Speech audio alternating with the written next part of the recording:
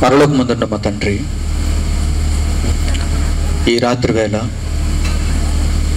మొదటి రోజుగా మహాసభలలో మీ జీవవాక్యమును గూర్చి ఆలోచించటానికి మీరు అనుగ్రహించిన ఈ చక్కని వాతావరణం కొరకు మా హృదయపూర్వకమైన ధన్యవాదాలు తెలియజేస్తున్నాం. ఫకీరుద్దీన్ పాలెంలో మీరు నిర్ణయించినటువంటి ఈ సమయంలో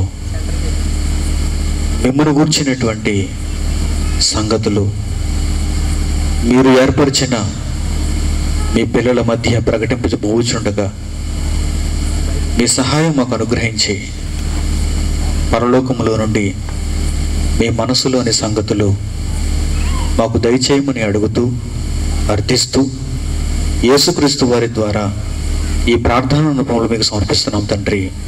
ఆమేన్. ప్రియమైన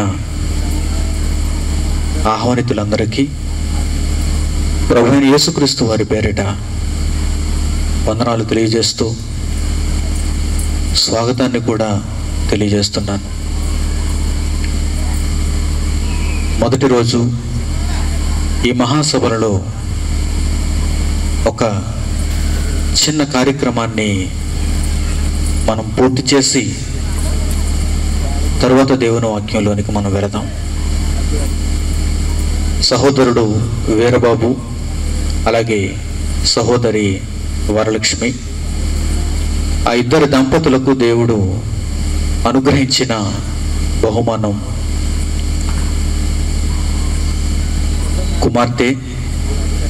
ఆ కుమార్తెకు ఈ మంచి సందర్భంలో నామకరణం చేద్దాం.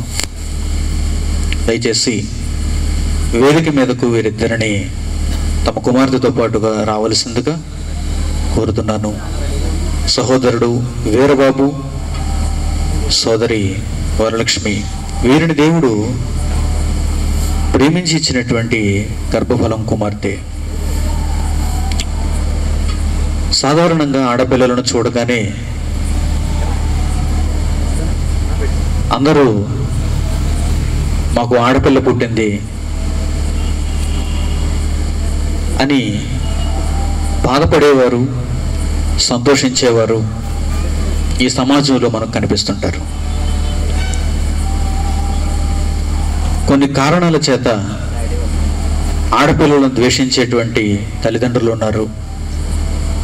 కొన్ని కారణాల చేత ఆడపిల్లను ప్రేమించేటువంటి తల్లిదండ్రులు ఉన్నారు. అయితే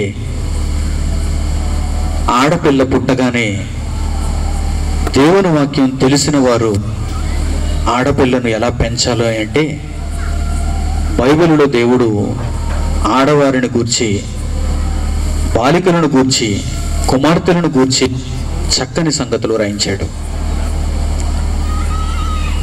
ఈ భూమి మీద స్త్రీలు ఎలా ఎదగాలి, సమాజంలో ఎలా కనిపించాలి అంటే గుణవతిగా కనిపించాలి అన్నాడు దేవుడు.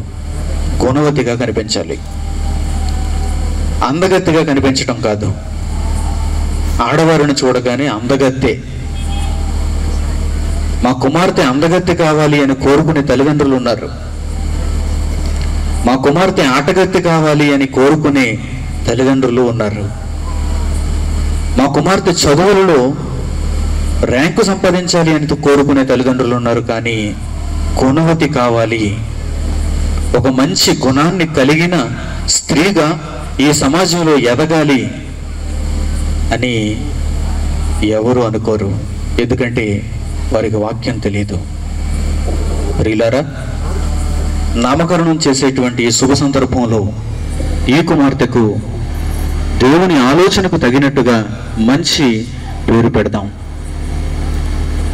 ఇక మీదట ఈ కుమార్తె సమాజంలో గుణవతిగా ఎదగాలని, తల్లిదండ్రుల యొక్క పెంపకం ఒక గుణవతిగా మార్చాలని నేను మనస్ఫూర్తిగా కోరుకుంటూ సుగుణ అంజలి అని పేరు పెడుతున్నాను.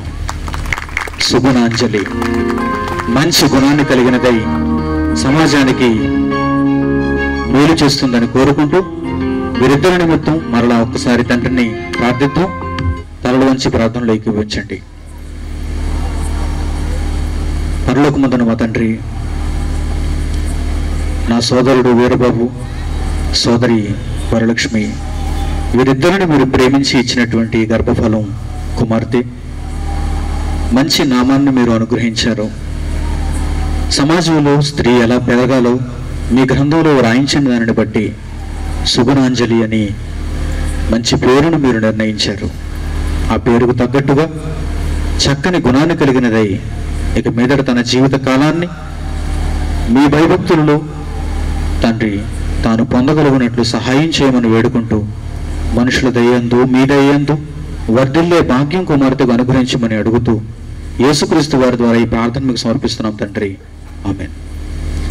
మొదటి రోజు ఈ మహాసభలలో వాక్యాన్ని పరిశోధింపబోవటానికి మనం అందరం ఉపక్రమిద్దాం. చక్కని వాతావరణం దేవుడు అనుగ్రహించాడు. మంచి సంగతులు మనం నేర్చుకోవటానికి ప్రయత్నం చేద్దాం. ప్రియమైన వారులారా, ఇప్పటి వరకు సమాజంలో, ముఖ్యంగా క్రైస్తవ సమాజంలో ఎన్నో బహిరంగ సభలను మనం చూసుంటాం. ఎన్నో కార్యక్రమాలను మనం తిలకించి ఉంటాం, పాల్గొని ఉంటాం. క్రైస్తవ కార్యక్రమాలు అనగానే సువార్తను ప్రకటించే కార్యక్రమాలు, దేవుని వాక్యాన్ని సమాజంలో ప్రకటించే కార్యక్రమాలు అని అందరికీ విదితమే. ఈ సభలలో ప్రారంభం నుంచి ఇప్పటి వరకు ఇక మీదట కూడా మీరు చూస్తున్నదంతా ఒకంత క్రొత్తగా ఆలోచింపజేస్తున్నట్టు మీకు కనిపిస్తుంది. ఎందుకంటే ఇది మొదటి శతాబ్దపు క్రైస్తవ్యం. సుమారు 2000 సంవత్సరాలు వెనక్కి వెళితే మొదటి శతాబ్దం మనకు తగులుతుంది. చరిత్రలో సుమారు 2000 సంవత్సరాలు వెనక్కి వెళ్ళిపోతే క్రీస్తు శకం మొదటి 100 ఏళ్ళు, మొదటి శతాబ్దం అంటారు దానిని. ఆ మొదటి 100 సంవత్సరాలలో యేసుక్రీస్తు రాక ఈ భూమి మీద జరిగింది. ఆయన బోధలు ఈ భూమి మీద వినపడ్డాయి. ఆయనకు ఆకర్షితులైన ఎందరో ఆయనను వెంబడించిన వారు శిష్యులుగా, అపొస్తలులుగా మారారు. వారు చేసిన బోధ, వారు ప్రకటించిన వాక్యం ఇదిగో ఈరోజు మీరు చూస్తున్న ఈ కార్యక్రమం. ప్రారంభ శతాబ్దపు క్రైస్తవ్యాన్ని మరలా ఈ సమాజంలో పరిచయం చేయడానికి ఆ బాధ్యతను దేవుడు మాకు అనుగ్రహించాడు. ఎందరో దేవుని వాక్యాన్ని ప్రకటిస్తున్న అనేక మంది క్రైస్తవ్యాన్ని గూర్చి ఒక సరైన అవగాహన కలిగి లేకపోవటానికి గల కారణం అది మొదటి శతాబ్దపు క్రైస్తవ్యపు ఛాయలలోనికి వెళ్ళలేకపోవటం. అందుకే అన్ని విషయాలలో అపవాదుని ఓడిస్తూ, పరలోకమందున్న దేవుని ఆలోచనలను గెలిపిస్తూ, ప్రతి సందర్భంలో మనిషిని రక్షించటమే ధ్యేయంగా పెట్టుకుని ఈ కార్యక్రమాలను నిర్వహించడం జరుగుతుంది. అందుకే ఈ అంశాన్ని మీరు చూసేసరికి గాడ్ ఈజ్ గ్రేట్ అన్నాం. ఇది ఒక ఆంగ్ల పదం. గాడ్ ఈజ్ గ్రేట్ అనగానే ఇది ఇంగ్లీషు పదం. ఈ పదానికి తెలుగులో గల అర్థం చాలా మందికి తెలుసు, దేవుడు గొప్పవాడు. గాడ్ ఈజ్ గ్రేట్, దేవుడు గొప్పవాడు. పరలోకమందున్న దేవుడు గొప్పవాడని, గాడ్ ఈజ్ గ్రేట్ అని ఈ సమాజంలో చాలా మంది నమ్ముతారు కదండి. చాలా మంది వారి మాటల్లో దీనిని చెబుతారు కదండి.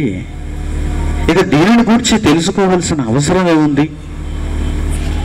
దీనిని బట్టి మీరు మహాసభలు నిర్వహించవలసిన ఆవశ్యకత ఏముంది అని మీరు అడిగితే,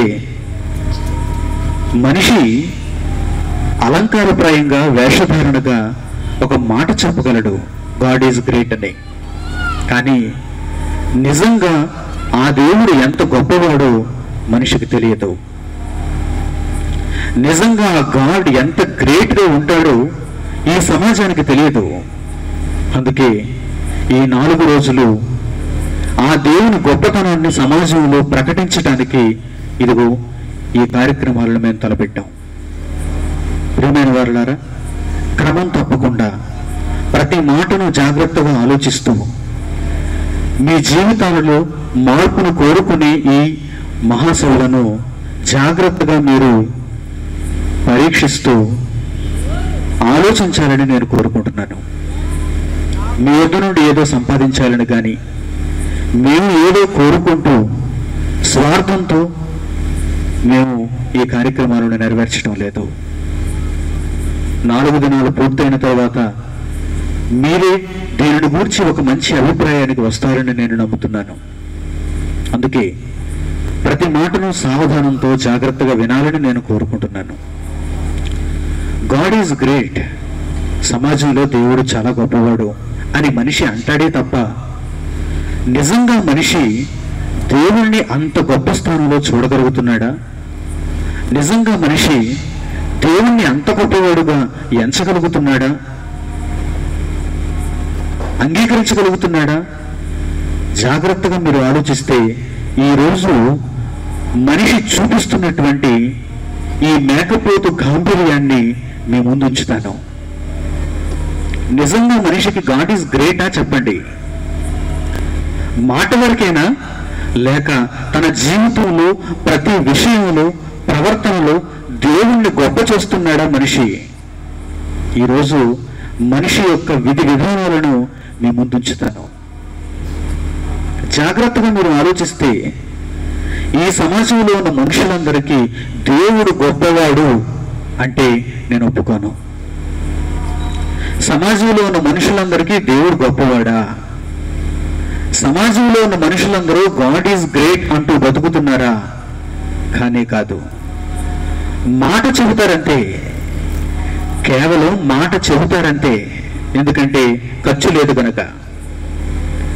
మాట చెప్పడానికి ఏ ఖర్చు చేయనక్కర్లేదు గనక గాడ్ ఈజ్ గ్రేట్ అండి, దేవుడు గొప్పవాడండి అని మాట పడేస్తారు దేవునికి. నిజంగా నీ బ్రతుకులో దేవుడు గొప్పవాడా? నిజంగా నీ బ్రతుకులో దేవుడు గొప్పవాడా? ఒక పేదవానికి గొప్పది ఏంటో తెలుసా? రంగు నోటు గొప్పది.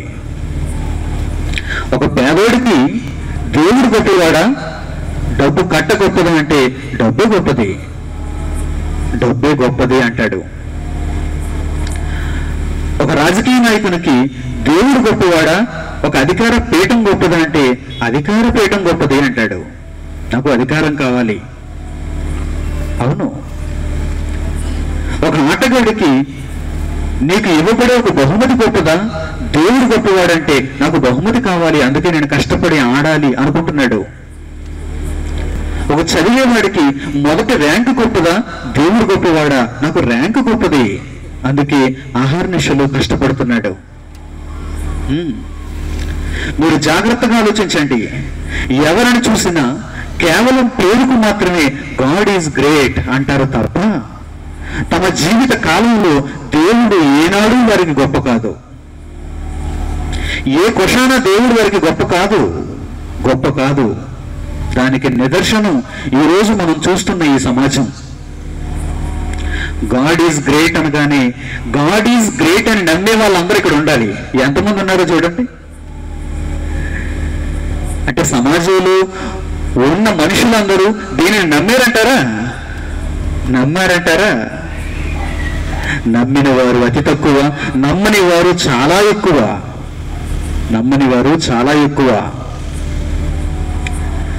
ఎందరికో ఎన్నో గొప్ప గొప్ప విషయాలు, గొప్ప గొప్ప సంగతులు, కానీ దేవుడు మాత్రం ఎవరికి గొప్ప కాదు. కేవలం పేరుకు మాత్రమే, వల్లి వేయటానికి మాత్రమే. అదంతా పైకి వేషధారణ, వేషాన్ని చూపిస్తాడు మనిషి. దేవుడు గొప్పవాడు, దేవుడు గొప్పవాడు, దేవుడు గొప్పవాడు అంటాడు తప్ప తన జీవిత కాలంలో ఏనాడు దేవుణ్ణి అంత గొప్పగా మనిషి చూడలేదండి. మనిషి చూడలేదు. ఒక వ్యాపారస్తునికి ఎవరు గొప్ప? కస్టమర్ గొప్ప అంట. వ్యాపారం చేసేవాడికి ఎవరు గొప్ప? కస్టమర్, వినియోగదారుడు, వచ్చి కొనుక్కునేవాడు. అందుకే ఒక చిన్న స్టిక్కర్ అంటిస్తాడు అక్కడ వ్యాపారం చేసే దగ్గర, కస్టమర్లే మా దేవుళ్ళు, కస్టమర్లే మా దేవుళ్ళు.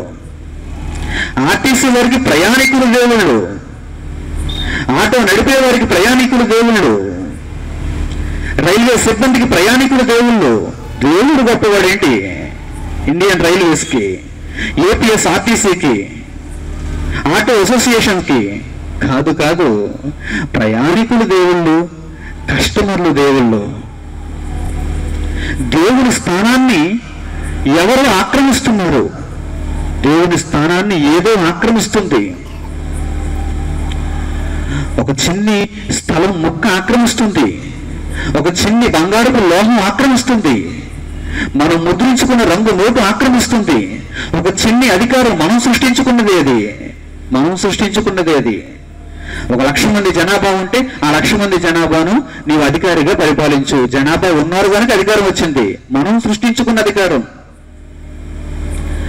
ఒక 10 కోట్ల మంది ఉంటే ఒక మంత్రిగా నీవు పరిపాలన చెయ్యి, ఒక ముఖ్యమంత్రిగా పరిపాలన చెయ్యి. ఒక 120 కోట్ల మంది భారతీయులు ఉంటే ఒక ప్రధానమంత్రిగా పరిపాలన చెయ్యి. భారతీయులే లేకపోతే ప్రధానమంత్రి ఎక్కడ, న్యాయమూర్తి ఎక్కడ, మంత్రి వర్గం ఎక్కడ, పోలీసులు ఎక్కడ?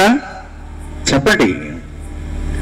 మనుషులు సృష్టించుకున్న చిన్ని చిన్ని వాటితో దేవుని స్థానాన్ని చెరిపేశాడు ఈరోజు మనిషి. దేవుని స్థానాన్ని చెరిపేశాడు ఈరోజు మనిషి. ఆయా వ్యక్తులకు దేవుడు గొప్పవాడు కాదు, దేవుడు గొప్పవాడు కాదు.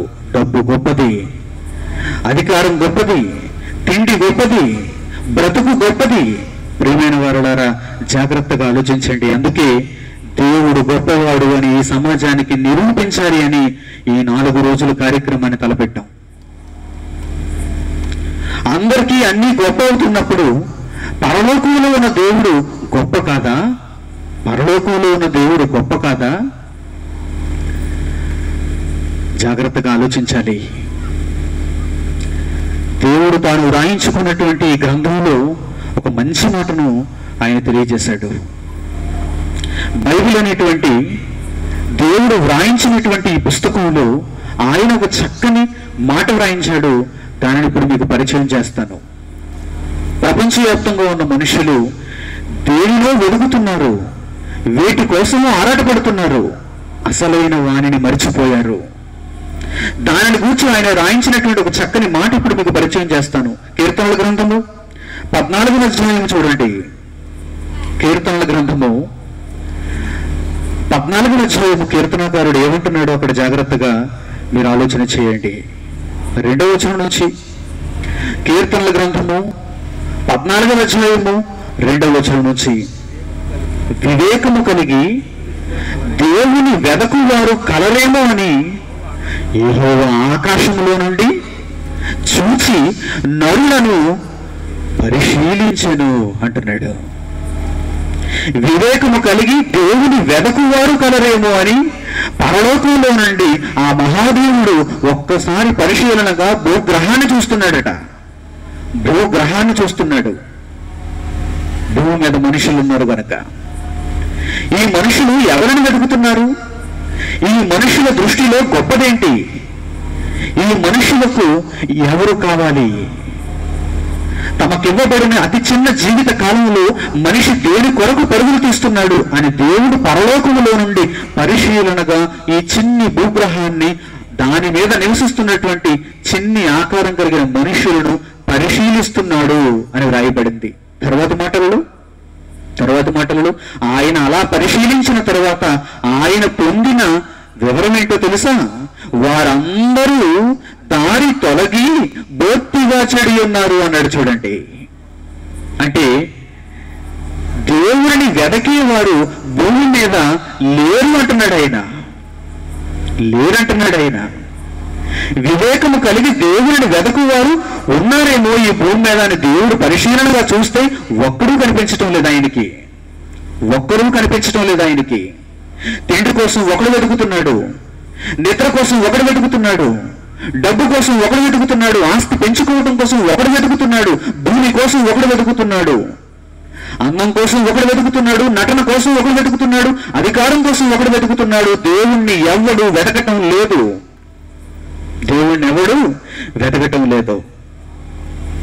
దీనిని ఏమన్నాడో తెలుసా? దేవుడు వివేకము అన్నాడు. ఆయన దేవుడిని వెతకటం, మీ జీవితాలలో దేవుడు మీకు గొప్ప కావటం అది మీకు వివేకం అనబడుతుంది అంటున్నాడు దేవుడు. ఈ వివేకము కలిగి దేవుడిని వెతకువారు ఎవరైనా ఉన్నారా? భారతదేశంలో ఉన్నారా? చైనా దేశంలో ఉన్నారా? అమెరికా దేశంలో ఉన్నారా? ఆస్ట్రేలియా ఖండంలో ఉన్నారా అని దేవుడు పరిశీలనగా వెతకటం ప్రారంభిస్తే ఒక్కడు కూడా ఏ దేశంలోనూ ఏ ప్రాంతంలోనూ దొరకలేదు అని ఆయన గ్రంథంలో భక్తుని చేత వ్రాయించాడు. చూడండి, ఇప్పుడు గాడ్ ఈజ్ గ్రేట్ అని ఒక మహాసభ పెట్టవలసిన అవసరత ఏర్పడింది. అందుకే ఎవరు వివేకము కలిగి ఆ మహాదేవుణ్ణి గూర్చి ఆలోచన చేయటం లేదు గనక, వెతకటం లేదు గనక, అలా వెతికింప చేసేలా ఒక ప్రేరణ, అలా వెతికింప చేసేలా దేవుని మాట ఈ సమాజంలో ప్రకటింపబడాలి. అందుకే గాడ్ ఈజ్ గ్రేట్ అనేటువంటి మీటింగ్స్ వచ్చాయి, గాడ్ ఈజ్ గ్రేట్ అనేటువంటి మహాసభలు వచ్చాయి. ప్రియమైన వారలారా, ఇది దేవుని మనసులో ఉన్న మాట. దేవుని హృదయంలో ఏముందో ఒక్కసారి ఆలోచించండి. మీరు ఆయన మనుషులను గురించి ఎలా ఆలోచిస్తున్నాడో ఒక్కసారి తెలుసుకోండి. మీరు మీ దగ్గర నుంచి చిన్న చిన్న చిల్లర సంగతులు ఆయన కోరుకోవటం లేదు. మీ యొద్ద నుండి చిన్న చిన్న అర్పణలు ఆయన స్వీకరించాలనుకోవటం లేదు. ఆయన మనసులో ఉన్నది ఏంటంటే, నన్ను వెతికేవాడుగా మనిషి మారాలి, మనిషి దృష్టిలో నేను గొప్పవాడును కావాలి, గాడ్ ఈజ్ గ్రేట్ కావాలి. ప్రతి మనిషి దృష్టిలో, ప్రతి మానవుని హృదయంలో, ప్రతి మానవుని ఆలోచనల్లో నేనే గొప్పవాడిని కావాలి అని పరలోకంలో ఉన్న దేవుడు అనుకుంటున్నాడు. భూమి మీద ఉన్న మనుషులకు ఈ సంగతి అర్థం కావటం లేదు. మరో చక్కని సంగతి చూడండి, యోబు గ్రంథం 35వ అధ్యాయంలో మరొక చక్కని సంగతిని మీకు చూపిస్తాను. యోబు గ్రంథము 35వ అధ్యాయము 11వ వచనం జాగ్రత్తగా చూడండి. యోబు గ్రంథము 35వ అధ్యాయము 11వ వచనం, భూ జంతువుల కంటే మనకు ఎక్కువ బుద్ధి నేర్పించు. చూసారా? భూ జంతువుల కంటే మనకు ఎక్కువ బుద్ధి నేర్పించు, ఆకాశ పక్షుల కంటే మనకు ఎక్కువ జ్ఞానము కలుగు చేయొచ్చు. నన్ను సృజించిన దేవుడు ఎక్కడ ఉన్నాడని అనుకునే వారు ఎవరను లేరు, ఎవరనూ లేరు. ఎందుకంటే ఎంత బుద్ధి మనకి, ఎందుకంటే ఎంత ఆలోచన మనకి, ఎందుకంటే ఎంత జ్ఞానం మనకి. మీ చుట్టూ ఉన్న ప్రకృతిలో ఎన్నో జీవరాశులు ఉన్నాయి. వాటన్నిటిని మించిన జ్ఞానం దేవుడు మీకిచ్చాడు. వాటన్నిటికీ మించిన బుద్ధి దేవుడు మనకే అనుగ్రహించాడు. భూ జంతువుల కంటే, ఆకాశ పక్షుల కంటే, పురుగుల కంటే మనకంటే ఎంతో ఎక్కువ సంఖ్యలో ఉన్నాయి. ఈ భూ ప్రపంచాన్ని ఆక్రమించేవి, ప్రకృతిలో మన చుట్టూ తిరుగుతున్నాయి, మనకంటే ముందే ఉన్నాయి, మన కొరకు బలవుతున్నాయి, మన బ్రతుకును కాపాడుతున్నాయి. వాటికంటే మనకు దేవుడు ఎక్కువ బుద్ధి నేర్పించాడు, ఎక్కువ జ్ఞానాన్ని మన మదిలో ఉంచాడు. ఎందుకో తెలుసా? దేవుణ్ణి వెతికేవాడుగా మనిషి మారాలని, మనిషి యొక్క జీవితంలో దేవుడు గొప్పవాడు కావాలని ఎంత జ్ఞానాన్ని మన మదిలో ఉంచాడండి ఆయన.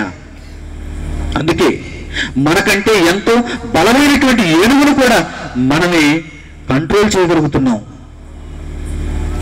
మన ఆధీనంలో అది ఉండగలుగుతుంది. గొలుసులు వేసి దాన్ని బంధించగలుగుతున్నాం. మావటి దాని ముందు ఎంత చెప్పండి, ఏనుగు ముందు ఏనుగును నడిపించే మామిడి ఎంత చెప్పండి. 5 అడుగుల మనిషి లుంగి పట్టుకుని వెళ్తాడు, దాన్ని తొండడం అంత ఉండడు, దాని ఒక కాలంత ఉండడు. కానీ వాడు వెళితే, వాడు ఏం చెబితే దానిని చేస్తుంది ఆ ఏనుగు. నువ్వు కూర్చోంటే కూర్చుంటుంది, తొండం పైకెత్తంటే పైకెత్తుతుంది, నడవమంటే నడుస్తుంది, ఆగమంటే ఆగుతుంది. ఎందుకో తెలుసా? దానికంటే మనిషికి దేవుడు బుద్ధిని ఎక్కువ పెట్టాడు.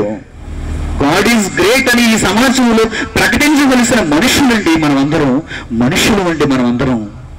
అందుకే ఈ ప్రకృతి మన చుట్టూ ఎంత గొప్పదిగా ఉన్నా మనకు లోబడుతుంది, మనకు సేవ చేస్తుంది, మనం చెప్పినట్టు వింటుంది. దానినే దేవుడు ఇక్కడ వ్రాయించాడు. చూడండి, యోబు గ్రంథం 35వ అధ్యాయం 11వ వచనంలో, భూ జంతువుల కంటే మనకు ఎక్కువ బుద్ధి నేర్పించు, ఆకాశ పక్షుల కంటే మనకు ఎక్కువ జ్ఞానము కలుగు చేయొచ్చు.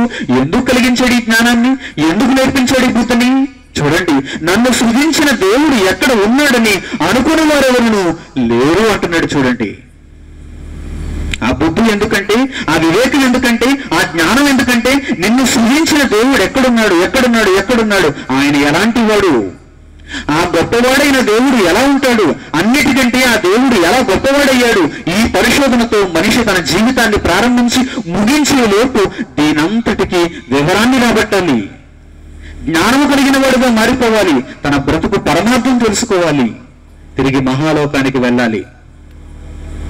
ప్రియమైన వారులారా, ఎంతో చక్కని నిర్దిష్టమైన ప్రణాళికతో వచ్చిన మనిషి వృధాగా తన కాలాన్ని ఎలా వెళ్ళదీసుకుంటున్నాడో చూడండి. చిన్ని రంగు నోటు కోసం నీ జీవిత కాలమంతా వృధా చేస్తున్నావా? ఒక చిన్ని జీవితం కోసం నీ జీవిత కాలమంతటిని వృధా చేస్తున్నావా? ఒక కుటుంబం కోసం, నీ పిల్లల కోసం, భార్య కోసం, భర్త కోసం, అధికారం కోసం, ప్రజల కోసం కన్న తండ్రిని నీవు మర్చిపోతున్నావు. జాగ్రత్త. నిన్ను సృష్టించిన నీ దేవుణ్ణి మర్చిపోతున్నావు. జాగ్రత్త. మొదట ఉండవలసినది ఎవరో తెలుసా?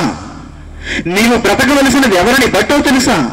పరలోకమందున్న దేవుని బట్టి. గాడ్ ఈజ్ గ్రేట్ అన్నాను. అందుకే కుటుంబం కాదు గ్రేట్ దేవుని ముందు, అధికారం కాదు గ్రేట్ దేవుని ముందు, ప్రజలు కాదు గ్రేట్ దేవుని ముందు. ఎవరు గ్రేట్? దేవుడు, పరలోకమందున్న దేవుడు. అందుకే ఆయన వ్రాయించిన మాటలు చూడండి. ఆయన వ్రాయించిన మాటలు చూడండి. ఎవరు నన్ను వెతుకుతున్నారంటున్నాడు దేవుడు. ఎవరి మదిలో నేనున్నానంటున్నాడు దేవుడు. ఎవరి మదిలో నేనున్నాను? ఎవరు నా కోసం ఆలోచిస్తున్నారు? తమ జీవిత కాలంలో నా కొరకు ఎవరు బ్రతుకుతున్నారంటున్నాడు దేవుడు. మరో చక్కని మాట అదే కీర్తనల గ్రంథం 33వ అధ్యాయం చూడండి. కీర్తనల గ్రంథము 33వ అధ్యాయము 13వ వచనం నుంచి, యెహోవా ఆకాశంలో నుండి కనిపెట్టుచున్నాడు, ఆయన నరులందరినీ దృష్టించుచున్నాడు. తానున్న నివాస స్థలములో నుండి భూలోక నివాసులందరి వైపు ఆయన చూచుచున్నాడు. ఏం కనిపించిందా ఆయనకి? మనుషులు ఆయన గొప్పతనం కనిపిస్తుందా? లేదండి. దేనిలో గొప్ప చూసుకుంటూ మనిషి ఒక వెర్రివాడిగా మూర్ఖునిగా బ్రతుకుతున్నాడు ఈరోజు. అందుకే పరలోకంలో నుంచి ఆయన కనిపెడుతున్నాడు అని రాయబడింది. యెహోవా ఆకాశంలో నుండి కనిపెట్టుచున్నాడు, ఆయన నరులు అందరినీ దృష్టించుచున్నాడు, తానున్న నివాస స్థలములో నుండి భూలోక నివాసులందరి వైపు ఆయన చూచుచున్నాడు. భూలోకం మీదకి సరాసరి ఆయన దృష్టి వస్తుంది. ఒకరి గురించి అనుకుంటున్నారా? నన్ను గురించి మాత్రమే అనుకుంటున్నారా? ఎవరో పలానా వ్యక్తిని గురించి అనుకుంటున్నారా? నరులందరినీ అన్నాడు. అందుకే ఆయన మీరున్నారు అందులో. ఆ నరులందరూ అన్న మాటలు మీరు, నేను అందరూ ఉన్నాం. భూమి మీద బ్రతుకుతున్న ప్రతి మనిషి ఉన్నాడు. ఆ మనిషిని దేవుడు చూసినప్పుడు ఈ మనిషికి ఎవరు గ్రేట్? మనిషి ఎలా బ్రతుకుతున్నాడో ఆలోచన చేయండి. మనిషి ఎలా బ్రతుకుతున్నాడు, ఎలా ప్రతిగింపు చేస్తున్నాడు తన చుట్టూ ఉన్న సమాజాన్ని, ఎలాంటి ప్రేరణ ఇస్తున్నాడు, ఎలాంటి ప్రకటనలు చేస్తున్నాడు. జాగ్రత్తగా ఆలోచించాలి మీరు. దేవునికి సమాజంలో ఉన్న విలువ శూన్యం, జీరో. పైకి మాట చెబుతున్నాడు మనిషి గాడ్ ఈజ్ గ్రేట్ అని, ఒక సామెతగా వాడుకుంటున్నాడు దీనిని. కానీ తన జీవితంలో మాత్రం దేవుడు ఏనాడు గ్రేట్ కాదండి. గ్రేట్ కాదు. ఒక మంచి వాస్తవాన్ని ఇప్పుడు మీకు పరిచయం చేస్తాను. సమాజంలో జరుగుతున్నటువంటి పరిస్థితుల్లో ఒకదానిని మీకు చూపిస్తాను. పరలోకంలో ఉన్న దేవుడు విశ్వంలో భూగ్రహం మీద తప్ప ఇక ఎక్కడ ఏ గ్రహంలోనూ ఏ నక్షత్ర మండలంలోనూ జీవరాశిని దేవుడు ఉంచలేదు. మరలా చెప్తున్నాను, జాగ్రత్తగా వినండి. ఆకాశ మహాకాశాలలో విశ్వం అంతటిలో భూగోళం మీద తప్ప ఇక ఏ గోళంలోనూ ఏ గ్రహం మీద ఏ నక్షత్ర మండలంలోనూ మనిషి లాంటి వాడు లేడు. కానీ ఈరోజు దేవుని గూర్చి అవగాహన లేని శాస్త్రవేత్తల బృందం, శాస్త్రం పరిజ్ఞానం చెందామని చెప్పుకుంటున్నటువంటి వారందరూ ఎలాంటి ఆలోచన కలిగి ఉన్నారంటే, భూమి మీద తప్ప వేరే గ్రహం మీద మనుషులు ఉన్నారేమో అంటున్నాడు. చూసారా? భూమి మీద తప్ప వేరే గ్రహం మీద, భూమి మీద మనుషులు ఉన్నారు. ఈ భూమి విడిచిపెడితే గురుగ్రహం మీద మనుషులు ఉన్నారా? శని గ్రహం మీద మనుషులు ఉన్నారా? లేక వేరే నక్షత్ర మండలంలో ఎక్కడైనా మనుషులు ఉన్నారా? అందుకే వీరిని గూర్చి ఇప్పుడు మీకు పరిచయం చేస్తాను. దేవుని గూర్చి వెతకని ఈ శాస్త్రవేత్త ఎవరిని వెతుకుతున్నాడో ఒకసారి మనం చూద్దాం. ఎవరిని వెతుకుతున్నాడు? శాస్త్రవేత్త అనగానే అందరూ చాలా గొప్పోళ్ళండి అనుకుంటారు. శాస్త్రవేత్తలు అంటే అందరూ ఏమనుకుంటారు చెప్పండి? చాలా గొప్పవాడు అనుకుంటారు మీరు. శాస్త్రవేత్త అంతటి వారం మనం కాలేం అనుకుంటుంటారు మీరు. ఈ ప్రపంచంలో అత్యున్నతమైనటువంటి పురస్కారాలు వారికి ఇస్తున్నారు ఈరోజు. అత్యున్నతమైనటువంటి పురస్కారాలు, బహుమతులు, కోట్ల రూపాయల ధనాన్ని వారికి ఈరోజు ఒక బహుమతిగా ఇచ్చేస్తున్నారు. మీరందరూ వార్తాపత్రిక చూస్తే మీకు అర్థమవుతుంది. ప్రతి సంవత్సరం నోబెల్ బహుమతి అంటారు. రసాయన శాస్త్రంలో నోబెల్ బహుమతి, భౌతిక శాస్త్రంలో నోబెల్ బహుమతి, వైద్యంలో నోబెల్ బహుమతి, శాంతి రంగంలో నోబెల్ బహుమతి. శాస్త్రవేత్తలంటే ఈరోజు సమాజానికి ఎనలేని గౌరవం. నోబెల్ బహుమతులు ఇస్తూ, మిగిలిన బహుమతులు ఇస్తూ, వారికి కోట్ల రూపాయలు వెచ్చిస్తూ, వారి పరిశోధనలకు జోహార్లు పలుకుతూ ఈరోజు సమాజంలో ఎన్నో దేశాలు, మన దేశం కూడా ఉంది అందులో, శాస్త్రవేత్తలను గొప్పవారిని చేస్తున్నారు. ఈ శాస్త్రవేత్తలు ఎవరిని వెతుకుతున్నారో తెలుసా? ఈ భూమి మీద అతి చిన్న ఈ జీవిత కాలంలో శాస్త్రవేత్తలు ఎవరిని గురించి పరిశోధన చేస్తున్నారో తెలుసా? సెప్టెంబర్ 1వ తారీఖు 2016వ సంవత్సరం మనమే అక్టోబర్ 20వ తారీఖులో మనం ఉన్నాం. సెప్టెంబర్ 1వ తేదీ ఈనాడు పత్రిక వారు ఒక న్యూస్ ప్రచురించారండి. దానిని ఒకసారి మీరు తెర మీద చూడండి. ఈనాడు పత్రిక వారు ముద్రించినటువంటి ఒక న్యూస్ అది. ఈ న్యూస్లో ఏముందో తెలుసా? చదువు వినిపిస్తాను, జాగ్రత్తగా చూడండి. తెర మీద మీరు చూడండి. అది గ్రహాంతరవాసుల సంకేతమా? చూసారా హెడ్డింగ్ ఎలా ఉందో? మన హెడ్డింగ్ ఏంటి? మన హెడ్డింగ్ గాడ్ ఈజ్ గ్రేట్. దేవుని కంటే గొప్పదేది, గొప్పవాడైన దేవుడేది? 4 రోజుల పరిశోధన ఇది. గాడ్ ఈజ్ గ్రేట్ మన టైటిల్. వాడి టైటిల్ చూడండి ఎలా ఉందో. ఈ సమాజంలో ఎవరినైతే గొప్పవారు అనుకుంటున్నారో, ఎవరికైతే నోబెల్ బహుమతులు ఇస్తున్నారో, వారు చేసే పరిశోధనలు, వారు పెట్టుకున్న టైటిల్స్ ఎలా ఉన్నాయి చూసారా? ఈనాడు పత్రిక వారు ఏమని రాశారో చూసారు చూడండి మన తెలుగు భాషలో. అది గ్రహాంతరవాసుల సంకేతమా? గ్రహాంతరవాసుల సంకేతమా అంటే భూమి అనేది ఒక గ్రహం. ఈ భూమి తప్ప వేరే గ్రహం మీద గ్రహాంతరవాసులు ఉన్నారా? ఒకవేళ వారు ఉంటే వారి సంకేతమా అని అడుగుతూ ఒక సందేహాన్ని టైటిల్ గా చూపిస్తున్నాడు మనకి. మొన్న వచ్చిన వార్త ఇది ఈనాడు పత్రికలో. ఇక వివరాలలోనికి వెళితే ఏమంటున్నాడు చూడండి. అంతరిక్షంలో శక్తివంతమైన రేడియో సిగ్నల్ గుర్తింపు. అంతరిక్షంలో ఏమొచ్చిందట? శక్తివంతమైన ఒక రేడియో సిగ్నల్ వచ్చిందంట. సిగ్నల్ వచ్చిందంటే దీనిని గుర్తించాడు శాస్త్రవేత్త. ఏలియన్లే పంపాయంటూ ఊహాగానాలు. ఈ ఊహాగానాలను ఎవరు ప్రచురించారు? ఈనాడు పత్రిక. ఊహాగానాలు ప్రచురిస్తారు. గాడ్ ఈజ్ గ్రేట్ అని చెబితే రాడు దగ్గరికి. భయం. ఎక్కడ దేవుని గురించి చెబితే నేను నీతిమంతుడిగా మారిపోతాను అని భయం వాడికి. మరి ఊహాగానాలు ప్రకటిస్తావా? ఏంటి ఊహాగానం? ఏలియన్లే పంపాయట. ఏలియన్ అంటే ఏంటనుకుంటున్నారు? ఎంతకి? గ్రహాంతరవాసులు. ఇంగ్లీష్లో ఏలియన్స్ అంటే, ఇంగ్లీష్లో ఏలియన్స్ అంటున్నారు వాటిని. గ్రహాంతరవాసులు ఉన్నాయని చెబుతూ, గ్రహాంతరవాసులు పంపాయి సిగ్నల్స్ అంటూ ఏమని రాస్తున్నాడు తెలుసా అండి? క్రింద ఏమని రాస్తున్నాడు తెలుసా? ఓ శక్తివంతమైన రేడియో సంకేతం ఖగోళ శాస్త్రవేత్తల బుర్రలను తొలిచేస్తుంది. దేవుడు కాదండి వీరి మధ్యలో ఉన్నది, వీరి బుర్రలో ఉన్నది. వీరికి ఏంటట? నోబెల్ బహుమతులట. వీరెవరట? సమాజానికి మార్గదర్శకులట. వీరెవరట? దేవుని స్థానాన్ని ఆక్రమించిన వారట. ప్రజలందరినీ తప్పుతో పట్టించిన వారు. చూడండి ఎలా మారిపోయారు. ఓ శక్తివంతమైన రేడియో సంకేతం ఖగోళ శాస్త్రవేత్తల బుర్రలను తొలిచేస్తుంది. మన సౌర కుటుంబమే లక్ష్యంగా అపార మేధస్సు కలిగిన గ్రహాంతర వాసులు వీటిని పంపారా అని అనుమానాలు రేకెత్తిస్తుంది. సరే ఏమని రాస్తున్నాడు? మనకంటే అపార శక్తివంతమైనటువంటి గ్రహాంతర వాసులు విశ్వంలో ఎక్కడో ఉన్నారు, వారే మనకు సిగ్నల్స్ పంపిస్తున్నారు అంటున్నాడు. చూడండి పిచ్చోడు. శాస్త్రవేత్తని పిచ్చోడు అనేస్తున్నారు ఏంటండి అంటారు చాలా మంది. ఏమనమంటారు మరి? గ్రేట్ అనమంటారా? సైంటిస్ట్ ఈజ్ గ్రేట్ అనమంటారా? ఏమంటున్నాడు చూడండి. ఊహాగానాలు ఎలా చెబుతున్నాడో చూడండి. ఊహాగానాలను ఎలా చెబుతున్నాడో చూడండి. గ్రహాంతరవాసులను గూర్చి వీడికి ఏం తెలుసు అంటే ఒక ఊహ వీడిది. ప్రజలను తప్పు త్రోవ పట్టించడానికి ఎలాంటి తప్పుడు మార్గాలను సమాజంలో ప్రకటిస్తున్నారో చూడండి ప్రియులారా. ఎవరిని వెతకమని దేవుడు రాయించాడు, ఎవరిని వెతుకుతుంది ఈరోజు సమాజం?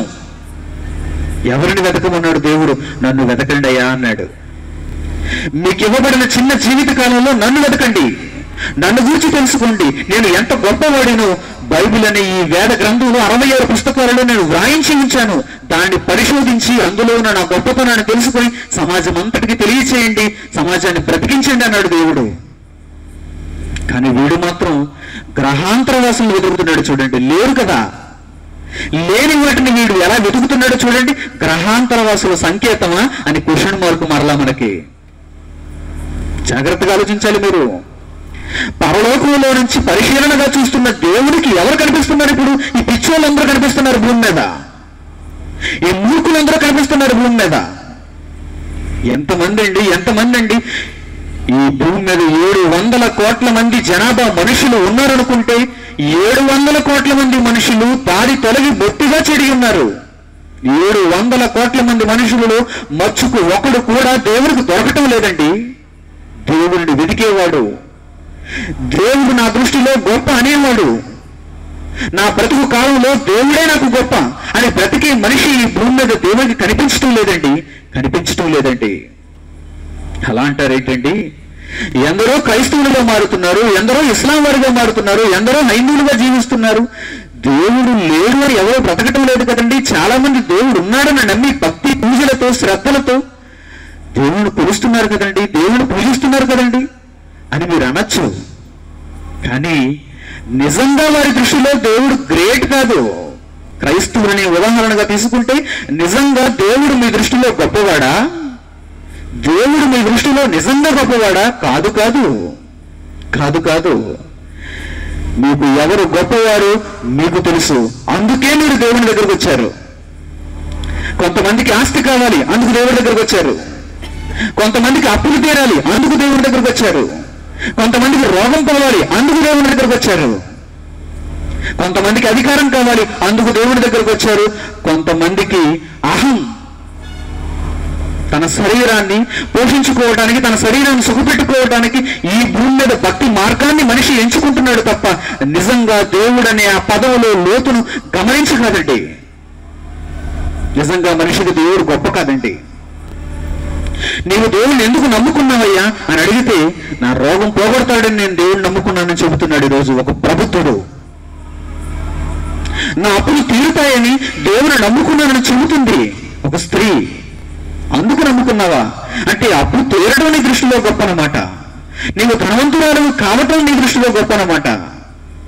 నీ శరీరంతో ఈ భూమిని సుఖించటం నీకు గొప్ప అన్నమాట. అంతేగాని పరలోకమందున్న దేవుణ్ణి సాధించటం నీకు గొప్ప కాదన్నమాట. అప్పుడు నీ దృష్టిలో దేవుడు గొప్ప ఎలా అవుతాడు చెప్పు? గాడ్ ఈజ్ గ్రేటా నీకు? కాదు. ఏవో చిన్ని కోరికల కొరకు వాటిని తీర్చుకునే నిమిత్తం దేవుని ఆశ్రయించారు ఈరోజు భక్త జనాంగం. ఏవో చిన్న కోరికలు, తన జీవిత కాలంలో ఏదో ఒక కోరిక తీరుతుందని దేవుణ్ణి ఆశ్రయించిన వారు ఉన్నారు ఈరోజు. అందుకే పరలోకంలో నుంచి దేవుడు చూస్తే ఆయనని వెలికేవారు గాని, ఆయనను గొప్ప చేసేవారు గాని ఈ సమాజంలో ఎవరూ కనిపించడం లేదు. వాడు అతి పేదవాడు కావచ్చు, వాడు ధనవంతుడు కావచ్చు, వాడు అధికారి కావచ్చు, వాడు శాస్త్రవేత్త కావచ్చు, ఏ రంగానికి చెందినవాడైనా వాడు సమాజంలో ఎలా బ్రతుకుతున్నా సరే వాడికి దేవుడు గొప్ప కాదు అని దేవుడు రాయించేశాడు. ప్రియమైన వారలారా, ఈ జాబితాలో నుండి మనం వేరైపోవాలి. ఇలాంటి వారిగా మనం బ్రతకకూడదు. ఏదో ఒక కోరిక నిమిత్తం దేవుని ఆశ్రయించడం మంచిది కాదు. నిజంగా దేవుడు తెలుసుకోవాలి, నిజంగా దేవుడు అంటే ఎవరు అర్థం చేసుకోవాలి. ఆ దేవుని గొప్పతనాన్ని మనస్ఫూర్తిగా మనం గ్రహించాలి. అప్పుడే దేవుడు మనకు అర్థమవుతాడు, అప్పుడే మనం దేవునికి భక్తులు అవుతాం. ప్రియమైన వారలారా, ఈ 4 రోజులు చక్కగా నేను చెప్పే ప్రతి సంగతిని మీరు అర్థం చేసుకోవడానికి ప్రయత్నం చేయండి. అప్పుడు మీకు దేవుడు ఎవరు అర్థమైపోతాడు. ఆ గొప్పవాడైన దేవుని గురించి మంచి అభిప్రాయాన్ని సమాజానికి మీరు వస్తారు. దేవుడు రాయించిన ఒక చక్కని సంగతిని చూపిస్తాను ఇప్పుడు మీకు. పరలోకమందున దేవుడు ఒక చక్కని సంగతిని రాయించాడు. భూమి మీద ఎన్నిటినో గొప్ప గొప్ప గొప్ప అనుకుంటున్నటువంటి ఈ మనిషికి దేవుడు ఒక ప్రశ్న వేస్తున్నాడు. దానిని ఇప్పుడు మీకు చూపిస్తాను, జాగ్రత్తగా చూడండి. యెషయా గ్రంథము 46వ అధ్యాయము, యెషయా గ్రంథము 46వ అధ్యాయం జాగ్రత్తగా చూడండి. యెషయా గ్రంథము 46వ అధ్యాయము 3వ వచనం నుంచి జాగ్రత్తగా మీరు గమనించండి. యెషయా గ్రంథము 46వ అధ్యాయము 3వ వచనం నుంచి జాగ్రత్తగా చూడాలి మీరందరూ. 3వ వచనం నుంచి, యాకోబు ఇంటి వారులారా, ఇశ్రాయేలు ఇంటి వారిలో శేషించిన వారులారా, మిమ్మల్ని దేవుడు ఒక ప్రశ్న వేస్తున్నాడు. జాగ్రత్తగా గమనించండి. భూమి మీద ఉన్న సర్వ సమాజానికి దేవుడు అడుగుతున్న ఒక మంచి ప్రశ్న చూడండి. ఏమంటున్నాడు తెలుసా? ఆయన ఏది జ్ఞాపకం చేస్తున్నాడో చూడండి. గర్భమున పుట్టినది మొదలుకొని నా చేత భరింపబడిన వారులారా అని పిలుస్తున్నాడు మనుషులందరినీ. నీ దృష్టిలో ధనం గొప్పదైతే, నీ దృష్టిలో అధికారం గొప్పదైతే, ఓ మనిషి, నిన్ను గూర్చి నేను చెప్పాలనుకున్న ఒక మంచి సంగతిని నీకు వినిపిస్తున్నాను చూడు అంటున్నాడు దేవుడు. ఏంటా సంగతి? ఏంటా సంగతి? గర్భములో నీవు పుట్టినది మొదలుకొని నా చేత భరింపబడుతున్నావు నీవు అంటున్నాడు చూడండి. ఎంత చక్కని మాట తెలుసా అది? గర్భంలో మీరు పుట్టిన దగ్గర నుంచి దేవుడు మనలను భరిస్తున్నాడా? గర్భంలో మనం తల్లి గర్భంలోంచి బయటకు వస్తున్నాం. బయటకు వచ్చిన తర్వాత ఈ భూమి మీద జీవిత కాలాన్ని కలిగి ఉంటున్నాం మనం. 60 సంవత్సరాలు, 70 సంవత్సరాలు, 80 సంవత్సరాలు.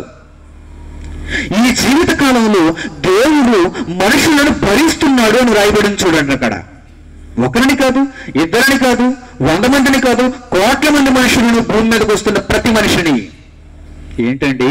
నన్ను భరించేది నా తల్లి కదా, నన్ను భరించేది నా తండ్రి కదా, నన్ను భరించేది నా కుటుంబం కదా, నన్ను భరించుకుంటున్నది నేను కదా అనుకుంటున్నారా మీరు? కాదు కాదు. దేవుడు గొప్పవాడండి. సమాజంలో గాడ్ ఈజ్ గ్రేట్ అండి. ఎందుకో తెలుసా? భూమి మీద పుడుతున్న ప్రతి మనిషిని దేవుడు భరిస్తున్నాడు. దేవుడు భరిస్తున్నాడు. భరించడం అంటే ఏంటి? భరించడం అంటే ఏంటి? ఈ కుటుంబ భారం అంతా నా మీదే ఉందండి అంటుంటారు ఒక్కొక్కసారి కుటుంబాన్ని పోషిస్తున్నవారు. ఈ ప్రజల భారం అంతా నా మీదే ఉందండి అంటుంటాడు ఒక్కొక్కసారి నియోజకవర్గంలో మంత్రి. ఈ దేశ ప్రజల భారం అంతా నా మీదే ఉందండి ప్రధానమంత్రి, రాష్ట్రపతి, సుప్రీంకోర్టు న్యాయమూర్తి. ఈ టీం భారం అంతా నాదేనండి, కెప్టెన్, టీం కెప్టెన్, ఈ టీం భారం అంతా నాదేనండి. అంటే ఏంటన్నమాట? వారి బాగోగులు చూస్తున్నాడు. వారు ఉనికి కలిగి ఉండేలా ప్రతి క్షణం ఆలోచిస్తున్నాడు. వారి కొరకు కష్టపడుతున్నాడు. వారికి ఏం కావాలంటే అది ఇస్తున్నాడు. అదే భరించటం అంటే. దీనిని గురించి దేవుడు ఏమంటున్నాడో తెలుసా? భూమి మీద పుడుతున్న ప్రతి మనిషిని భరిస్తున్నవాడును నేనే అంటున్నాడు ఆయన. చూడండి, తల్లి గర్భమున పుట్టినది మొదలుకొని నా చేత భరింపబడిన వారులారా, తల్లి ఒడిలో కూర్చుండినది మొదలుకొని నేను చంక పెట్టుకున్న వారులారా, నా మాట ఆలకించండి. God is great. ఎందుకో తెలుసా? మిమ్మల్ని నేను చంక పెట్టుకొని మోస్తున్నానంటున్నాడు దేవుడు. మిమ్మల్ని నేను చంక పెట్టుకొని మోస్తున్నాను అంటున్నాడు దేవుడు. ఎవరిని? మనుషులను, మిమ్మల్ని, నన్ను, ఈ భూమి మీద పుట్టిన ప్రతి మనిషిని చంక పెట్టుకుని మోస్తున్నాడు ఆయన. చంక పెట్టుకుని మోస్తున్నాడు ఆయన. మీకు తెలుసు, చిన్ననాడు మీ తల్లి మిమ్మల్ని చంక పెట్టుకుని మోసింది. చిన్ననాడు మీ తండ్రి మిమ్మల్ని చంక పెట్టుకుని మోసాడు. అవును, దానిని నేను ఒప్పుకోవాలి. మనం చూస్తున్నాం. కానీ ఎంతకాలం మిమ్మల్ని చంక పెట్టుకుని మోసారు? 2 years, 5 years, 10 years, 20 years? 20 years అనకండి, నవ్వుపోతారు అందరూ. 20 ఏళ్ళు మీకు వచ్చిన తర్వాత మిమ్మల్ని చంక వేసుకుంటే ఏదో తేడా అన్నమాట. అక్కడ మీకు పుట్టి పెరగలేదని అర్థం చేసుకోవాలి. 40 ఏళ్ళు వచ్చిన తర్వాత చంక వేసుకుంటారా? 40 ఏళ్ళు మీకు వచ్చిన తర్వాత మిమ్మల్ని ఎవరైనా చంక వేసుకుంటారా? మీ కాళ్ళు చేతులు పడుకుంటే చంక వేసుకోవాలి తప్పదు. స్ట్రెచ్చర్ మీద పడుకోబెట్టాలి తప్పదు. 60 ఏళ్ళు వచ్చిన తర్వాత చంక వేసుకుంటారా? లేదు లేదు. అంటే తల్లి తన బిడ్డను చంకను మోసేది ఎంత కాలం అంటే just 2 years, 3 years, 4 years, 5 years మహా అయితే. పడ్డలా ఎదిగేవరా దిగు అంటారు. చంక దిగు, నడుస్తున్నావుగా నడు అంటుంటారు. 4 తగిలిస్తారు వయసు మీద పడే కొద్దీ. దేవుడు దానిని ఉదాహరణగా తీసుకున్నాడంటే ఇక్కడ దేవుడు తానే ఉదాహరణగా తీసుకున్నాడు. ఇక్కడ ఈ భూమి మీద ఉన్న మనుషులను భరించేది తల్లు, తండ్రు, కుటుంబము, లేక ఆ గ్రామము, లేక ఆ గ్రామ పెద్ద, లేక ఆ మంత్రులు, అధికారం కాదండి, లేక మీకు మీరో కాదండి, పరలోకంలో ఉన్న దేవుడు. ఎవరినైతే గ్రేట్ అంటున్నానో ఈరోజు ఆ దేవుడు ఎందుకు గ్రేటో తెలుసా? చూడండి, ఆయన మాటల్లో మీరు చూడండి. 46వ అధ్యాయం యెషయా గ్రంథము 3వ వచనం. తల్లి ఒడిలో కూర్చుండడం మొదలుకొని నేను చంక పెట్టుకున్న వారులారా నా మాట ఆలకించండి. 4వ వచనంలో మృతిని వచ్చు వరకు నిన్ను ఎత్తుకొని వాడును నేనే. ముదిమి అంటే ముసలితనం. ముసలితనం వచ్చేంత వరకు, అంటే నీవు కాటికి వెళ్ళిపోయేంత వరకు నిన్ను ఎత్తుకునేవాడును నేనే, నిన్ను భరించేవాడును నేనే, నీ బాగోగులు చూసేవాడును నేనే. అందుకే ఐఆమ్ గ్రేట్, అందుకే నేను గొప్పవాడును. ఊరికి వద్దు నాకు గొప్పతనం, పేరుకు వద్దు నాకు గొప్పతనం, అలంకార ప్రాయంగా వద్దు చెప్పొద్దు నన్ను గాడ్ ఈజ్ గ్రేట్ అని. నిజంగా మీరు అర్థం చేసుకున్నప్పుడు చెప్పండి గాడ్ ఈజ్ గ్రేట్ అని. ముదిమి వచ్చే వరకు నిన్ను ఎత్తుకునేవాడును నేనే, తల వెంట్రుకలు నెరయి వరకు నిన్ను ఎత్తుకునేవాడును నేనే, నేనే చేసి ఉన్నాను, చంక పెట్టుకునేవాడును నేనే, నిన్ను ఎత్తుకొనుచు రక్షించువాడును నేనే. చూడండి, ఆయన మాటల్లో ఎంత గాంభీర్యం ఉందో చూడండి, ఎంత నిజాయితీ ఉందో చూడండి. మీరు ఏ వయసుకు వెళ్ళిపోయినా ఎవరి మీద మీరు ఆధారపడుతున్నారో తెలుసా? దేవుడు. దేవుడండి. తల్లి కొంతకాలం, తండ్రి కొంతకాలమే, రంగు నోటు కొంతకాలమే. రంగు నోటు కొంతకాలమేనండి. జయలలితకి రంగు నోట్లు ఎన్ని లేవు చెప్పండి? తమిళనాడు ముఖ్యమంత్రి జయలలిత, కుమారి జయలలిత అందరికీ తెలుసు కదా. ఈమె ఇప్పుడు ఎక్కడుందనుకుంటున్నారు? ఎక్కడుందనుకుంటున్నారు? అపోలో ఆసుపత్రిలో ఉంది. చెన్నై అపోలో ఆసుపత్రిలో ఉంది. ఎలాంటి పరిస్థితుల్లో ఉందనుకుంటున్నారు? ఎవరు వెళ్ళినా గెటౌట్ అంటున్నారు. ఎవరు వెళ్ళినా సరే. ఆర్థిక మంత్రి నో గెటౌట్. అద్దంలో చూస్తామండి, అద్దంలో చూస్తామండి ఆమెని వద్దంటున్నారు వైద్యులు. ఎవరు వెళ్ళినా సరే మీకు అనుమతి లేదంటున్నారు. ఎందుకు? ఆమె చాలా భయంకరమైన పరిస్థితుల్లో ఉంది ఇప్పుడు. డబ్బు లేక, అధికారం లేక, ఏమి లేక చెప్పండి, అన్ని ఆమె దగ్గర ఉన్నా, ఆమె కోరుకుంటే ఆమె కాళ్ళ దగ్గరకు వచ్చే పరిస్థితి ఉన్నా, ఆమె ఇప్పుడు ఎలాంటి పరిస్థితుల్లో ఉందో తెలుసా? చావు బ్రతుకుల మధ్యలో ఉంది. ఏ క్షణాన చచ్చిపోయింది అని వార్త వస్తుందో తెలియక తమిళనాడు ప్రజలందరూ గుండె చేత్తో పట్టుకుని బ్రతుకుతున్నారు. ఏ క్షణాన మా ముఖ్యమంత్రి చనిపోయిందనే వార్త వినాల్సి వస్తుందని భయపడుతూ జీవిస్తున్నారు. ప్రియమైన వారులారా, జాగ్రత్తగా ఆలోచించండి. డబ్బు మీకు గొప్పదా? మీరు కాపాడుకుంటున్న ఆరోగ్యం మీకు గొప్పదా? మీ తిండి మీకు గొప్పదా? మీరు కట్టుకున్న ఇల్లు మీకు గొప్పదా? మీ చుట్టూ ఉన్న బంధు పరివారం మీకు గొప్పదా? కాదు, కాదండి, కాదు. మీరు అపాయకరమైన స్థితిలో ఉన్నప్పుడు మిమ్మల్ని ఆదుకోవాల్సింది పరలోకమందున్న దేవుడు. దేవుని గొప్పతనాన్ని ఈ క్షణాన్ని మీరు ఆలోచించాలి. ఎందుకంటే మిమ్మల్ని భరిస్తున్నవాడు ఆయనే. మీకు తెలియకపోయినా, మీరు ఆయనను అంగీకరించకపోయినా, ఆయన గొప్పతనాన్ని మీరు అర్థం చేసుకోలేకపోయినా మిమ్మల్ని కాపాడుతున్నవాడు ఆయనే. ఎందుకంటే ఆయన ఒక మంచి ప్రణాళికను రచించుకున్నాడు. భూమి మీద ఉన్న మనుషుడి నెత్తు ఆయన ఒక చక్కని ప్రణాళికను రచించుకున్నాడు కనుక మీ అందరి బాధ్యత, మన అందరి బాధ్యత ఆయనే తీసుకుని మనలను కాపాడుతున్నాడు. కానీ ఈ బ్రతుకు కాలంలో ఆయన గొప్పతనాన్ని మనిషి తెలుసుకుని తీరాలి. తెలుసుకోకపోతే నాశనానికి మనిషి వెళ్ళిపోవలసిన పరిస్థితి ఏర్పడుతుంది. జాగ్రత్తగా మీరు ఆలోచించండి. అదే యెషయా గ్రంథంలో మరొక మంచి మాట చూపిస్తారు మీకు. 40వ అధ్యాయము, అదే యెషయా గ్రంథము 40వ అధ్యాయంలో మరొక చక్కని మాట చూపిస్తాను. జాగ్రత్తగా చూడండి. 40వ అధ్యాయము 13వ వచనం. అదే యెషయా గ్రంథము 40వ అధ్యాయము 13వ వచనం నుంచి, యెహోవా ఆత్మకు నేర్పిన వాడెవడు? ఆయనకు మంత్రి అయి ఆయనకు బోధ పరిచిన వాడెవడు? ఎవని యొద్ద ఆయన ఆలోచన అడిగను? ఆయనకు వివేకము కలుగు చేసిన వాడెవడు? న్యాయ మార్గముల గురించి ఆయనకు నేర్పిన వాడెవడు? ఆయన చాలా జ్ఞానవంతుడండి. ఆయనకు నేర్పిన వాడెవడు లేడండి. ఈ సమాజంలో ఎన్నిటినో మీరు చూస్తున్నారు. ప్రకృతిలో ఎన్నో శక్తులను మీరు ప్రతిరోజు మీ కళ్ళారా చూస్తున్నారు. వీటన్నిటిని సృష్టించినది ఎవరో తెలుసా? దేవుడు. దేవుడు. మనం నేర్చుకుంటున్న సైన్స్ అంటారా, ఇది ప్రకృతిలో చూసి కాపీ కొట్టుకున్నాడు. మనం చదువుకుంటున్నటువంటి మెడిసిన్ అంటున్నారా, ఇది ప్రకృతిలో చూసి కాపీ కొట్టుకున్నాడు మనిషి. కానీ ఈ ప్రకృతినే కలుగు చేసిన మహాదేవుడు చాలా గొప్పవాడు. ఆయన గురించి ఏమంటున్నాడు తెలుసా? ఆయన ఆత్మకు నేర్పిన వాడెవడు, ఆయనకు జ్ఞానాన్ని తెలియజేసిన వాడెవడు,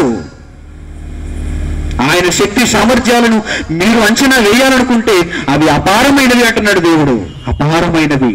అలా రాస్తూ క్రిందికి వస్తూ ఏమంటున్నాడు చూడండి, క్రింది మాటలలో ఏమంటున్నాడు చూడండి. 18వ వచనం 17, 18 వచనాలు జాగ్రత్తగా చూడండి. 17, 18 వచనాలు. ఆయన దృష్టికి సమస్త జనములు లేనట్టుగానే ఉండును. జనములు ఎంత చెప్పండి, ఈ మహా విశ్వంతో పోలిస్తే ఈ విశ్వంలో భూగోళాన్ని మీరు చూస్తే ఈ గోళం మీద 1వ వంతండి భూభాగం, 3 వంతులు నీరే. భూగోళం మీద 3 వంతులు నీరు, మహాసముద్రాలు, నీటితో ఆవరించింది భూగోళం. అందులో ఒక భాగం భూభాగం, ఆ భూభాగంలో అక్కడక్కడ ఉన్నాడు మనిషి. మిగిలినవన్నీ పర్వతాలు, మిగిలినవన్నీ అడవులు. ఇలాంటి భూభాగంలో అతి తక్కువ సంఖ్యలో ఉన్న మనిషి దేవుని దృష్టికి ఎలాంటి వాడో తెలుసా? రాయించాడు చూడండి ఆయన 17వ వచనం. ఆయన దృష్టికి సమస్త జనములు లేనట్టుగానే ఉండును. లేనట్టుగానే ఉండును. చాలా చిన్నది, చాలా తక్కువ. తర్వాత ఆయన దృష్టికి అది అభావముగాను శూన్యముగాను ఎంచబడును.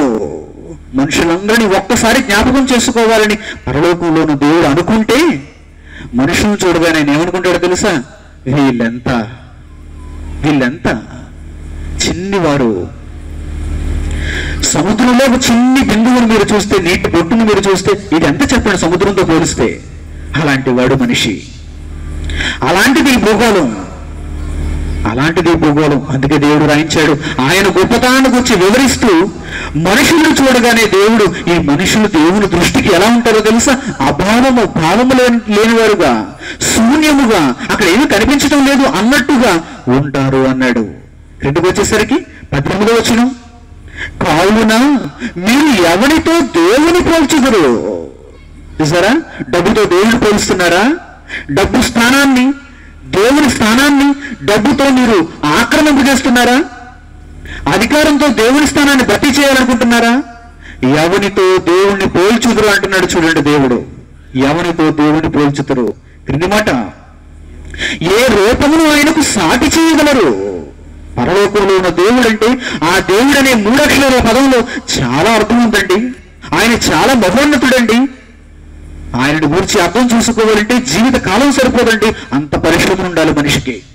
గ్రహాంతర వాసులను గురించి పరిశోధన చేసే ఈ పిచ్చోడికి దేవుని గురించి ఎంత చెప్పినా ఎక్కుతుందో చెప్పండి? మూర్ఖుడు అర్థం చేసుకుంటాడో చెప్పండి?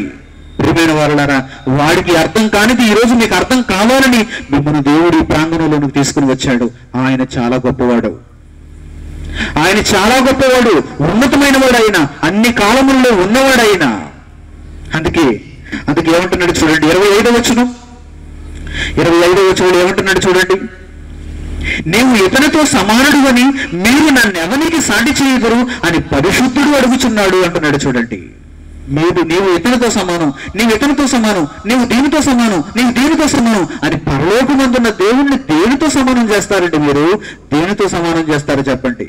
డబ్బుతో, అధికారంతో, చిన్న భూమి ముక్కుతో, 3 సెంట్ల భూమితో, చిన్ని బంధంతో, ఒక మనిషితో? కాదు. పరలోకంలో ఉన్న దేవునికి అసలు ఈ భూమే ఎన్నిక లేనిది. ఈ భూగోళం అంతా మనుషులందరినీ చూస్తే ఆయన దృష్టికి ఎన్నిక లేనివారు. అలాంటి దేవుని దృష్టిలో మనిషి ఎందుకు పనికిరాని వాడు అయినప్పుడు, చాలా చిన్నవాడైనప్పుడు మనిషి దేవుణ్ణి ఎంతగా ఆలోచించాలండి? మనిషి దేవుని కొరకు ఎంతగా బ్రతకాలండి? అందుకే దేవుడు రాయించాడు, నన్ను మీరు దేనితోనూ సమానం చేయటానికి వీలులేదు. ఎందుకంటే 750 కోట్ల మంది మనుషులను చంక పెట్టుకుని మోస్తున్నవాడును నేనే, భరిస్తున్నవాడును నేనే. ఐఆమ్ గ్రేట్ అంటున్నాడు దేవుడు. నేనే గొప్పవాడని సమాజంలో అంటున్నాడు దేవుడు. ఆయన ఎంతగా గర్జించినా, ఆయన మాటలను గురించి ఎంత గాంభీర్యంగా తన గ్రంథంలో రాసినా అవి కేవలం మూలన పడిపోయాయి తప్ప ఈరోజు సమాజంలో ఎవడైనా దీనిని గురించి ప్రకటిస్తున్నాడేమో చూడండి. ఏ మీడియా అయినా దీని గురించి ప్రకటిస్తుందా? దేవుడు గొప్పవాడు అని ఎవరైనా చెబుతున్నాడో చెప్పండి? దేవుడు గొప్పవాడని ఎవడైనా ప్రకటిస్తున్నాడో చూడండి. ఆరోగ్యం గొప్పదండి, అందుకే ఈటీవీ హెల్త్. సినిమా గొప్పదండి, ఈటీవీ సినిమా. కామెడీ గొప్పదండి, జెమినీ కామెడీ. చూడండి, ఆట గొప్పదండి, అందుకే 10 క్రికెట్, 10 స్పోర్ట్స్, స్టార్ స్పోర్ట్స్. ఏదండి, దేవుడు ఎక్కడున్నాడు చెప్పండి? దేవుని గురించి ఎవరు ప్రకటిస్తున్నారు చెప్పండి? గాడ్ ఈజ్ గ్రేటా వీళ్ళందరికీ? గాడ్ ఈజ్ గ్రేటా వీళ్ళందరికీ? కాదు కాదు కాదు. చిన్ని చిన్ని విషయాల కొరకు మనిషిని ఆలోచింపజేస్తూ, మనిషిని వక్ర మార్గాన్ని నడిపింపజేస్తూ, ఆ పరలోకమందున్న దేవుడు మనిషి జీవిత కాలంలో ఎన్నడూ ఆలోచించనివ్వకుండా చేసేసాడు. ఈరోజు దుష్టుడైన వాడు తన జీవిత కాలంలో ఒక్క క్షణం కూడా ఆ మహోన్నతను గూర్చి ఎంత గొప్పగా ఆలోచించే స్థాయికి మనిషిని రానివ్వలేదండి. మనిషి ఆలోచన మళ్ళనివ్వలేదండి. అందుకే ఎన్నిటినో చూపించాడు, ఎన్నిటినో చూపిస్తున్నాడు. రంగుల ప్రపంచంలో దేవుణ్ణి తప్ప అన్నిటినీ చూపించి ఆ మార్గాన్ని పక్కదారి పట్టించేశాడు. అందుకే ఈరోజు మనిషి చాలా బిజీ అయిపోయాడు. దేనిలో? దేవునిలో తప్ప. దేవునిలో తప్ప మిగిలిన అన్నిటిలో మనిషి చాలా బిజీగా ఉన్నాడు.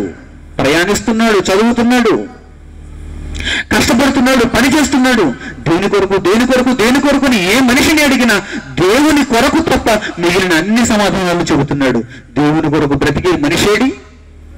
అలాగని దేవుడు చిన్నవాడా? అలాగని దేవుడు మనకు కానివాడా? అలాగని దేవుడితో మనిషికి సంబంధం లేదా?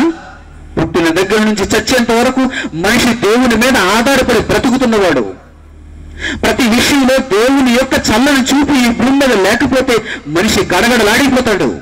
భూమి మీద మనిషికి జీవితమే ఉండదు. ఒక సంవత్సరం కాలం పాటు వర్షాలు లేకపోతే, కొన్ని రోజుల పాటు సూర్యుడు ఆగిపోతే, అసలు ఈ భూమి పండకపోతే, కలుషితమైన ఈ సమాజంలో, కలుషితమైన ఈ ప్రకృతిలో మనిషి జీవనం ఏంటి చెప్పండి? దేవుడు ప్రతి క్షణం ఆలోచిస్తున్నాడు. దేవుడు ప్రతి క్షణం మనిషిని భరిస్తున్నాడు, చంక పెట్టుకుంటున్నాడు. అందుకే ఈ రోజు మనిషి బ్రతికి బట్ట కట్టగలుగుతున్నాడు. కానీ బ్రతుకుతున్న మనిషి దేవుని గురించి అర్థం చేసుకోకపోతే ఎలా చెప్పండి? ఆ గొప్పవాడైన దేవుని గురించి అర్థం చేసుకోకపోతే మనిషి బ్రతుకు ఎందుకు చెప్పండి? ప్రియమైన వారలారా, జాగ్రత్త. ఈ క్షణంలో, ఈ సమయంలో దేవుడు మీకు ఇచ్చినటువంటి మంచి అవకాశం ఇది. మీ జీవిత కాలంలో గాడ్ ఈజ్ గ్రేట్ అంటూ బ్రతకడానికి దేవుడు మీకు ఇచ్చిన మంచి అవకాశం ఇది. మంచి అవకాశం. ఎందరికో ఈ భూమి మీద లేని అవకాశం ఇది. ప్రియమైన వారలారా, జాగ్రత్తగా ఆలోచించండి. దేవుడు చాలా గొప్పవాడు. భూమి మీద ఉన్న మనుషుల కొరకు ఎంతో ఆలోచిస్తున్నాడు ఆయన. ఈ విశ్వంలో ఈ భూమిని సృష్టించడానికి, సకల ప్రకృతిని మన కొరకు తయారు చేయటానికి ఆయన ఎంతో సంకల్పాన్ని కలిగి ఈ ప్రణాళికను రచించాడు. ఊరకనే భూమి మీదకి వచ్చిన వారం కాదు మనం. గొప్పవాడైన దేవుని సంకల్పంలో పుట్టిన వారం మనం. ఎవరు మనం?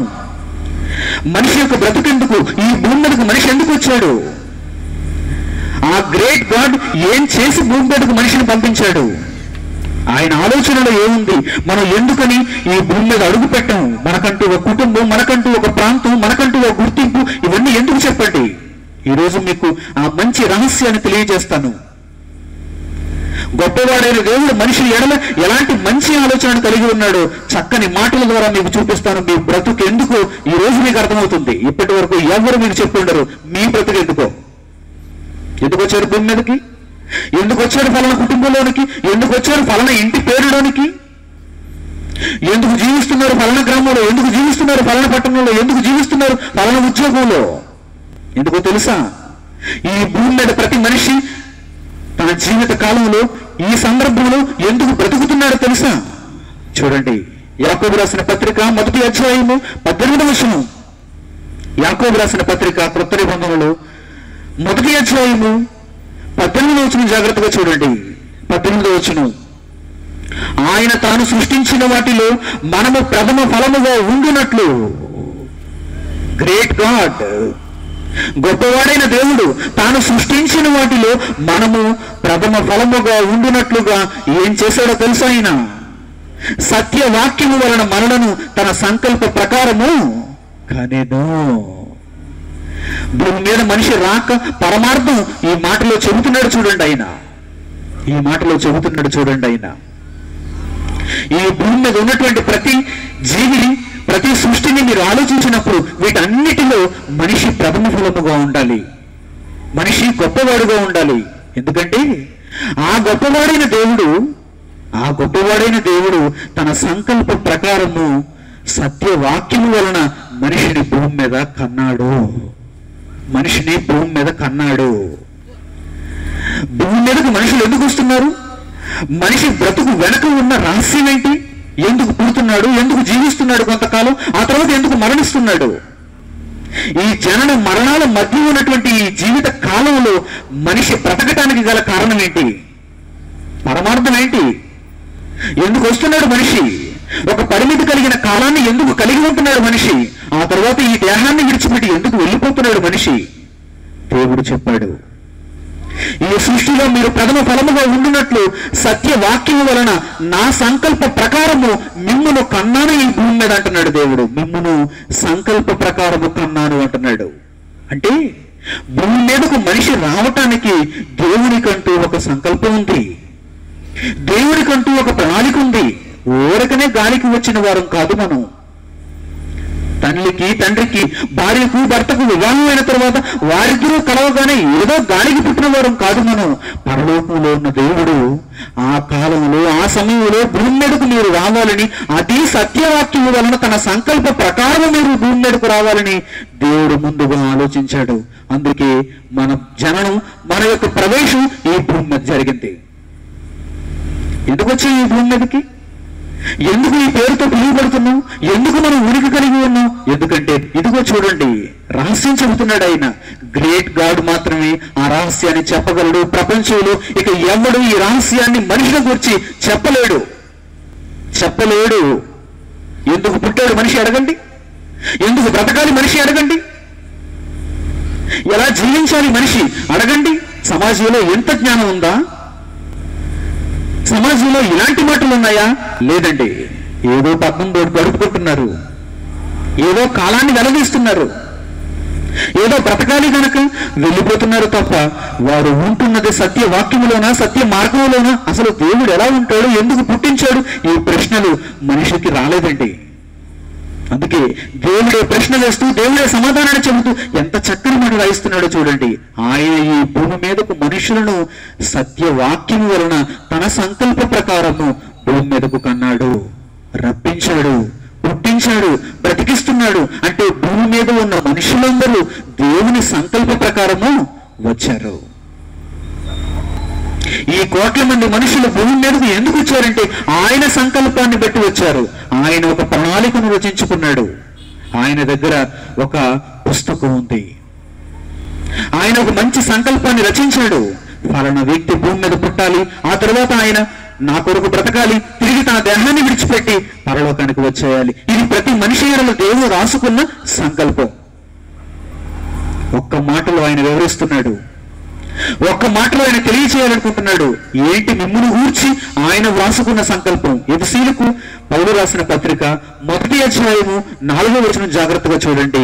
మిమ్మును గూర్చి, నన్ను గూర్చి, ఈ భూమి మీద 50 మందిని గూర్చి దేవుడు వ్రాయించిన ఒక మంచి సంకల్పం అక్కడ మనకు కనిపిస్తుంది. అపోస్తలుడైన పౌలు ఎఫెసీయులకు రాసిన పత్రిక 1వ అధ్యాయము 4వ వచనం జాగ్రత్తగా చూడండి. 4వ వచనం, ఎట్లనగా తన ప్రియుని యందు తాను ఉచితముగా మనకు అనుగ్రహించిన తన కృపా మహిమకు కీర్తి కలిగినట్లుగా తన చిత్త ప్రకారమైన దయా సంకల్పము చొప్పున యేసుక్రీస్తు ద్వారా తనకు కుమారుడనుగా స్వీకరించుటకై మనలను ముందుగా తన కోసం నిర్ణయించుకుని, ఏంటండి మనలను ముందుగా తన కోసం నిర్ణయించుకుని పంపించాడా? అందుకేనండి ఆయన గ్రేట్, అందుకేనండి ఆయన గొప్పవాడు. ఎన్నో వేల సంవత్సరాల క్రితం మీరు ఈ భూమి మీదకు రావాలన్న కోరిక పరలోకంలో ఉన్న తండ్రికి అప్పుడే పుట్టింది. ఇప్పుడు మీరు వచ్చారు చూసారా? 1980వ సంవత్సరంలో ఫలానా వ్యక్తి భూమి మీద పుట్టాలి. ఎప్పుడు పుట్టింది ఈయనకి ఈ కోరిక? జగత్తు పునాది వేయబడక ముందుకు పుట్టింది ఆ కోరిక. 1980 క్రీస్తు శకం నీవు భూమి మీదకి వచ్చావు. బాగా ఆలోచించాలి ఈ మాటని. దేవుడు ఎందుకు గొప్పవాడు? Why God is great? ఎందుకో తెలుసా? వేల సంవత్సరాల క్రితం వేల సంవత్సరాల క్రితం మిమ్మల్ని గూర్చి నన్ను గూర్చి దేవుడు తన సంకల్పంలో అనుకున్నాడు, భూమి మీద ఇప్పుడు రప్పించాడు. ఎంత గొప్పవాడు చూడండి ఆయన. మిమ్మల్ని గూర్చి భూమి మీద ఎంత ఆలోచన ఉంది చూడండి ఆయనకి. అందుకే మీ కొరకు ఒక కుటుంబాన్ని సిద్ధం చేశాడు, ఒక తల్లిని సిద్ధం చేశాడు, ఒక తండ్రిని సిద్ధం చేశాడు, ఒక కుటుంబాన్ని సిద్ధం చేశాడు, బంధువర్గాన్ని సిద్ధం చేశాడు, ఒక గృహాన్ని కట్టించాడు. ఆరు బయట మీరు పుట్టలేదు. పశువులు పుట్టినట్టుగా, పురుగులు పుట్టినట్టుగా, చేపలు పుట్టినట్టుగా ఆరు బయట ప్రకృతిలో మీరు పుట్టలేదండి. మీ కొరకు దేవుడు ముందుగా సిద్ధం చేశాడు అన్నిటినీ. మీకు ఆహారం సిద్ధం చేశాడు, మీ కొరకు తల్లిదండ్రులు సిద్ధం చేశాడు, మీ కొరకు బంధువులు సిద్ధం చేశాడు, మీ కొరకు ఈ సృష్టిని అంతటిని సిద్ధపరిచి ఇచ్చాడు మీకు. అవును, దీనిని గూర్చి ఆయన ఎప్పుడు సంకల్పించుకున్నాడో తెలుసా? ఎప్పుడు సంకల్పించుకున్నాడో తెలుసా? చూడండి, ఈ మాటలలో ఆయన చెబుతున్నాడు. ఆయన మాటలలో మీరు చూడాలి.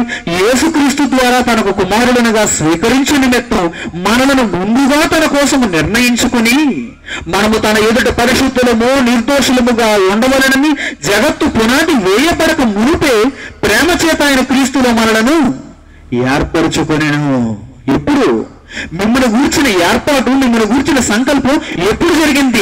జగత్తు పునాది వేయబడక మునుపు. అంటే ఈ సృష్టికి ఇంకా పునాది వేయలేదు, ఈ భూమికి ఇంకా పునాది వేయలేదు, ఆకాశానికి పునాదులు వేయలేదు, ఈ సృష్టి ఇంకా కలిగింపబడలేదు. అప్పుడే ఆయన సంకల్పంలో మీ పేరుంది, నా పేరుంది. ఏమనుంది? ఎలా బ్రతకాలనుంది? పరిశుద్ధుడు, నిర్దోషి. భూమి మీదకు వచ్చిన నా కుమారుడు ఒక పరిశుద్ధుడిగా బ్రతకాలి, భూమి మీదకు వచ్చినటువంటి నా కుమార్తె ఒక నిర్దోషిగా బ్రతకాలి. పరిశుద్ధులై నిర్దోషులై యేసుక్రీస్తు ద్వారా నాకు కుమారుడుగా తిరిగి నా లోకానికి రావాలి అని దేవుడు ముందుగా మన కొరకు సంకల్పించాడు, ప్రణాళికను రచించాడు. ఎప్పుడో తెలుసా? ఎంత ముందుగానో తెలుసా? జగత్తు పునాది వేయబడక మునిపే. అందుకే అవర్ గాడ్ ఈజ్ గ్రేట్. అందుకే మన దేవుడు గొప్పవాడు. ఎప్పటి నుంచో మన మీద ఆయన ఆలోచన కలిగి ఉన్నాడు, ఎప్పటి నుంచో మన మీద ఆయన ప్రణాళికను రచించుకొని నిరీక్షిస్తున్నాడు. ఎప్పుడంటే మీరు ఆలోచిస్తారు ఆయనను గూర్చి? వేల సంవత్సరాల క్రితం మిమ్మల్ని గూర్చి ఆయన ఆలోచన కలిగి ఉంటే భూమి మీదకు వచ్చి 20 సంవత్సరాలైనా 30 సంవత్సరాలైనా దేవుని గురించి పట్టించుకోరా? ఆయన సంకల్పాన్ని అర్థం చేసుకోరా? ఆయన ఎందుకు మిమ్మల్ని భూమి మీదకు పంపించాడో తెలుసుకోరా? చిన్ని రంగు నోటు మీరే ముద్రించుకున్నారు దానిని గొప్ప అంటున్నారా? చిన్ని బంగారం లోహం భూమిని తగ్గితే అందులోంచి బయటపడింది, దాన్ని శుద్ధి చేసుకుంటే తల్లిపల్లాడు బంగారపు ముద్ద వచ్చింది, దానిని గొప్ప అంటున్నారా? గోల్డ్ ఈజ్ గ్రేట్ అంటున్నాడు ఒకడు. చిన్ని అధికారం మీరు సృష్టించుకున్నారు, దానిని గొప్ప అంటున్నారా? ఏంటంటే మీ దృష్టిలో గొప్ప? ఒక ఉద్యోగం పొందితే దానిని గొప్ప అంటున్నారా? ఆస్తి కలిగి ఉంటే దానిని గొప్ప అంటున్నారా? అందాన్ని కలిగి ఉంటే దానిని గొప్ప అంటున్నారా? అన్ని ఆవిరి వంటివి, చిన్ని చిన్నివి, కొద్ది కాలం మీ ముందు తలతలలాడుతూ కనిపిస్తాయి, ఆ తర్వాత మట్టిలో చేరిపోతాయి, కలిసిపోతాయి, కాల గర్భంలో కలిసిపోతాయి. కానీ ఎల్లప్పుడూ ఉండేవాడు పరలోకంలో ఉన్న మీ తండ్రి. మిమ్మల్ని గురించి సంకల్పించిన వాడు, మిమ్మల్ని గురించి ప్రణాళికను రచించిన వాడు ఆయన ఎల్లప్పుడూ ఉంటాడు. నిన్న నేడు ఏకరీతిగా ఉన్నవాడు ఆయనే. మరణిస్తే మరో లోకానికి ఆహ్వానించేవాడు ఆయనే. అందుకే మంచి నిర్ణయాన్ని మీరు తీసుకోవాలి. ఏంటి ఆ నిర్ణయం? ఇప్పటి నుంచి దేవుడు మీ దృష్టిలో గొప్పవాడు కావాలి, మిగిలినవన్నీ చిన్నవి. మీ దృష్టిలో గాడ్ ఈజ్ గ్రేట్ కావాలి, పైకి మాటకు కాదు, నిజంగా జీవితానికి. జగత్తు పునాది వేయబడక మునిపే మనం అందరం ఆయన దృష్టిలో ఉన్నామంటే ఎంత ప్రేమ మనల్ని గూర్చి ఆయనకి. ఒక ప్రయాణం చేస్తున్నప్పుడు ట్రైన్ అంతా నిండిపోయింది అనుకోండి, ట్రైన్లో ప్రయాణం చేద్దామని వెళ్తున్నాం, సామర్లకోట రైల్వే స్టేషన్కి వెళ్ళాం, ట్రైన్ అంతా నిండిపోయింది, బోగి అంతా నిండిపోయింది, ఎక్కడ సీట్ లేదు. అప్పుడే ఒకరు వచ్చి మీకోసం ఎప్పటి నుంచో సీటు భద్రపరిచానండి, మీకోసం కూర్చోండి అన్నారనుకోండి, ఎంత ఆనందపడిపోతారు మీరు. నా కోసం మీరా సీటు సిద్ధపరిచారా? చాలా థ్యాంక్స్ అండి, చాలా వందనాలండి, వైజాగ్ వరకు ప్రయాణించాలి నేను అనుకుంటారు మీరు. చిన్న సీటుకి 2 గంటల ప్రయాణానికి చిన్న సీటుకి మీరు ఎంత ఆనందపడిపోతారో చూడండి. ఒక జీవిత కాలానికి భూమి మీద మీకు ప్లేస్ సిద్ధపరిచాడు ఆయన, స్థలాన్ని సిద్ధపరిచాడు ఆయన. మీకంటూ ఒక ప్రదేశం, మీకంటూ ఒక జీవితం, మీకంటూ ఒక కాలం ఎన్ని సిద్ధపరిచాడో చూడండి. ప్రకృతిలో ఉన్న వస్తువులు మీకోసం సిద్ధపరిచాడు ఆయన. ఆహారం తింటున్నారు ప్లేట్లు వడ్డించుకుని, ఎలా తింటున్నారు? ఎందుకు కొరకు తింటున్నారు? మీ కొరకు సిద్ధపరచబడిన బువ్వ,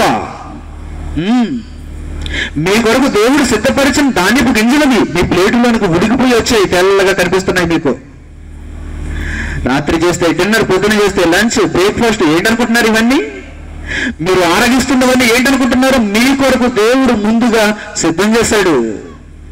ఆయన సంకల్పాన్ని నెరవేరుస్తారని, అది గొప్పదని, దానిని నెరవేర్చే ప్రక్రియలో ఈ భూమి మీద మీరు కష్టాల పాలు కాకూడదని, ఆకలితో అలమటించకూడదని అన్నిటినీ మీ కొరకు ముందుగా సిద్ధం చేసి అప్పుడు మనిషిని భూమి మీదకు రప్పించాడు. తన మాటలు రాయించాడు, తన సంకల్పాన్ని తెలుసుకోమన్నాడు. పరిశుద్ధుడుగా, నిర్దోషిగా క్రీస్తు ద్వారా తనకు కుమారుడుగా మారిపోమన్నాడు. నేరం ఉందా ఇందులో చెప్పండి? ఇందులో ఏమైనా మతలం ఉందా చెప్పండి? ఇందులో ఏమన్నా ఆయన స్వార్థం ఉందా చెప్పండి? మిమ్మల్ని రక్షించడానికి ఎంత ప్రణాళిక అయినది, ఎంత ప్రణాళిక! మీ కొరకు ఎన్నిటినో సిద్ధం చేసి, ఈ బ్రతుకునే టోటల్ గా మీకోసం సిద్ధం చేసి మీకు ఇచ్చి ఆయన సంకల్పాన్ని మాత్రమే నెరవేర్చమన్నాడు. ఈ మాయలో పడిపోయాడు మనిషి, ఈ బ్రతుకు మాయలో పడిపోయాడు మనిషి, ఈ ప్రకృతి చక్రంలో పడిపోయాడు మనిషి. తన పొరుగు వాడిని చూస్తున్నాడు, తన సాటి వాడిని చూస్తున్నాడు, తనతో పాటు జీవిస్తున్న మనిషిని చూస్తున్నాడు. వాడిలాగే నేను బ్రతకాలని దేవుణ్ణి విడిచిపెట్టి దుష్టుని మార్గంలో నడిచి వెళ్ళిపోతున్నాడు. జాగ్రత్త! ఈ మోసంలో మీరు పడ్డారు అంటే మీరు బయటకు రాలేరండి.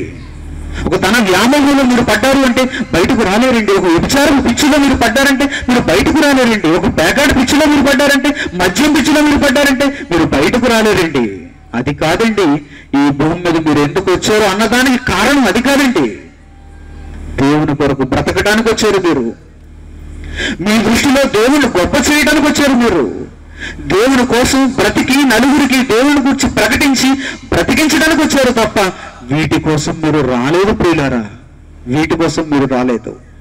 మిమ్మల్ని మాయ చేస్తుంది ఈరోజు ఈ సమాజంలో ఉన్న ఒక దుష్ట శక్తి. ఒక దుష్ట శక్తి మిమ్మల్ని మాయ చేస్తుంది, దేవునికి కాకుండా మిమ్మల్ని మార్చేస్తుంది. దేవుడంటే ఎవరో అర్థం చేసుకోవడానికి ప్రయత్నం చేయండి. తీతుకు రాసిన పత్రిక 1వ అధ్యాయంలో మరలా పౌలు చెబుతున్న ఒక చక్కని మాటను మీకు జ్ఞాపకం చేస్తాను. అపొస్తలుడైన పౌలు తీతుకు రాసిన పత్రిక 1వ అధ్యాయము 2-4 వచనాలు కలిపి ఉన్నాయి. 2వ భాగంలో మీరు చూడండి. 1వ అధ్యాయము తీతుకు రాసిన పత్రిక 1వ అధ్యాయము 2-4 వచనాల్లో 2వ భాగం. ఆ నిత్య జీవమును అబద్ధమాడనేరని దేవుడు అనాది కాలమందే వాగ్దానము చేసెను. ఎప్పుడు వాగ్దానం చేశాడు ఆయన? ఎప్పుడు మనుషులను గూర్చి ఆలోచన కలిగి ఉన్నాడు ఆయన? అనాది కాలమందు. అప్పటికి నీవు పుట్టలేదు, అప్పటికి నేను పుట్టలేదు. ఒక 50 ఏళ్ళ ముందుకు వెళితేనే మనం లేము. అలాంటిది అనాది కాలానికి వెళ్ళిపోతే మనం ఎక్కడ ఉంటాం చెప్పండి? మన చుట్టూ ఉన్న ప్రకృతి ఎక్కడ ఉంటుంది చెప్పండి? ఆ కాలంలో పరలోకముందున దేవునికి మన మీద ఆలోచన, మనం రావాలని, పలానా కాలంలో మనం దేవుని కొరకు బ్రతకాలని, తిరిగి ఆయన ఉన్న లోకానికి చేరాలని, గాడ్ ఈజ్ గ్రేట్ అవ్వాలని. చూడండి ఏమంటున్నాడు ఆయన, ఏమంటున్నాడు చూడండి. ఆ నిత్య జీవమును అబద్ధమాడనేరని దేవుడు అనాది కాలమందే వాగ్దానం చేశాను. దానిని ఇప్పుడు నెరవేర్చడానికి ఆయన ఎదురు చూస్తున్నాడు. మనకు జీవితాన్ని ఇచ్చేశాడు, ప్రకృతిని ఇచ్చేశాడు, బ్రతుకునిచ్చేశాడు. ఇక చేయాల్సిందల్లా మనమే. చేయవలసిన పని మనమే ఉంది, మన చేతుల్లో ఉంది. దేవుణ్ణి గొప్ప చేస్తూ సమాజంలో దేవుని గురించి అర్థం చేసుకుంటూ ఆ దేవుణ్ణి వెతుకుతూ మనం బ్రతకాలి. మనం ముగింపుకు వచ్చేసరికి దేవుని గొప్ప చేసి మనం ఈ భూమిని విడిచి వెళ్ళాలి. మనం ముగింపుకు వచ్చేసరికి, మనం కన్ను మూసే క్షణాలు ఆసన్నమయ్యేసరికి మన పట్ల దేవుడు గొప్పవాడు కావాలండి. మన పట్ల దేవుడు గొప్పవాడు కావాలి. చిన్ని చిన్ని వస్తువులను గొప్ప చేస్తూ, చిన్ని అధికారాలను గొప్ప చేస్తూ మీరు కన్ను మూసి వెళ్ళిపోకండి. నాశనానికి వెళ్ళిపోతారు. అలా అయితే మీ జీవితాన్ని చేజార్చుకున్న వారు అవుతారు. మీరు ఇంత మంచి సంకల్పాన్ని నీరుగార్చిన వారు అవుతారు. అలా చేయడానికి వీలు లేదు. అందుకేనండి ఇంత కష్టంతో, ఇంత ఖర్చు చేసి మీకు ఈ మాటలు వినిపింప చేస్తున్నది. అందుకోసమేనండి మీరందరూ మారాలి. మీరందరూ ఆయన సంకల్పంలో ఉన్నవారు. మీరందరూ ఆయన వాగ్దానం చేసిన నిత్య జీవంలోనికి అడుగు పెట్టాలి అంటే మీ దృష్టిలో దేవుడు గొప్పవాడు కావాలి. God is great. మొదటి రోజు విన్నారు. మిగిలిన 3 రోజుల్లో దేవుడు ఎంత గొప్పగా ఉంటాడో మీ కళ్ళారా చూతురు గాని, మీ చెవులారా విందురు గాని, మీ హృదయంతో దాన్ని పరీక్షించి ఆలోచన చేసి చక్కని దేవుని పిల్లలుగా, పరిశుద్ధులుగా, నిర్దోషులుగా ఆయన సంకల్పాన్ని నెరవేర్చడానికి మీరందరూ మారిపోవడానికి సిద్ధం కావాలని కోరుకుంటున్నాను. ప్రార్థన చేసుకుందాం. తలలో వచ్చి ప్రార్థనలు ఏకీభవించండి. పరలోకమందున్న మా తండ్రి, మీరు అనుగ్రహించిన ఈ చక్కని మాటల కొరకు, మొదటి రోజు మీరు అందించిన మీ జ్ఞానం కొరకు మా హృదయపూర్వకమైన వందనాలు తెలియజేస్తున్నాం. ప్రియ తండ్రి, మీరు గొప్పవారిని సమాజంలో అనేక మంది అలంకారప్రాయంగా చెబుతున్నా వారి జీవితాలలో, వారి బ్రతుకులలో ఏనాడు మేము మిమ్మల్ని గొప్ప చేయనటువంటి ఈ సమాజానికి తండ్రి మీ మాటలను అందించాం. తండ్రి, వాటిని స్వీకరించి వారి బ్రతుకులను మార్చుకొని మీ ఇష్టాన్ని నెరవేర్చేవారుగా ప్రతి ఒక్కరూ తయారు కావాలన్నది ఈ సభల ముఖ్యోద్దేశం. కనుక తండ్రి, ప్రారంభపు దినాన్ని మంచి మాటలు ఉన్నటువంటి మీ పిల్లలు మంచి నిర్ణయాన్ని కలిగి మార్పును కోరుకోగలుగుటకు వారికి సహాయం చేయండి.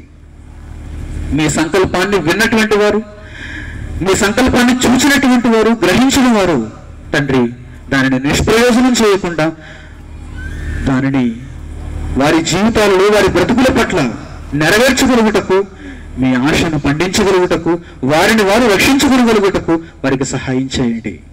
రాబోయే 3 రోజులు చక్కని వాతావరణంలో తండ్రి అమూల్యమైనటువంటి మీ సంగతులు మాకు అనుగ్రహించి మీరు ఎంత గొప్పవారో సమాజంలో నిరూపించగలుగుటకు మీ సహాయం మాకు అనుగ్రహించమని వేడుకుంటూ, ఇంతటి మహా కార్యక్రమానికి చేయూతనిచ్చినటువంటి మీ పిల్లలందరినీ జ్ఞాపకం చేసుకుని అడుగుతూ తండ్రి, దూర ప్రాంతాల నుంచి, చుట్టుపక్కల ప్రదేశాల నుంచి వచ్చినటువంటి మీ పిల్లలు తిరిగి వెలుచుండగా మార్గంలో క్షేమాన్ని వారికి అనుగ్రహించి మరలా రేపటి దినం త్వరగా తండ్రి ఈ సభా స్థలానికి చేరుకుని మంచి సంగతులు మేము ఆలోచించగలిగే భాగ్యం అనుగ్రహించమని వేడుకుంటూ యేసుక్రీస్తు వారి ద్వారా ఈ ప్రార్థన మీకు సమర్పిస్తున్నాం తండ్రి.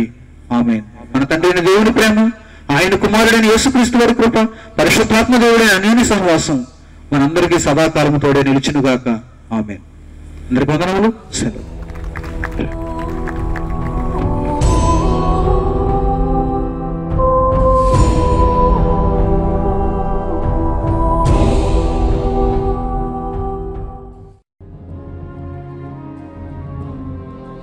పరలోకంలో దేవుడున్నాడు, భూమి మీద మనుష్యులున్నారు.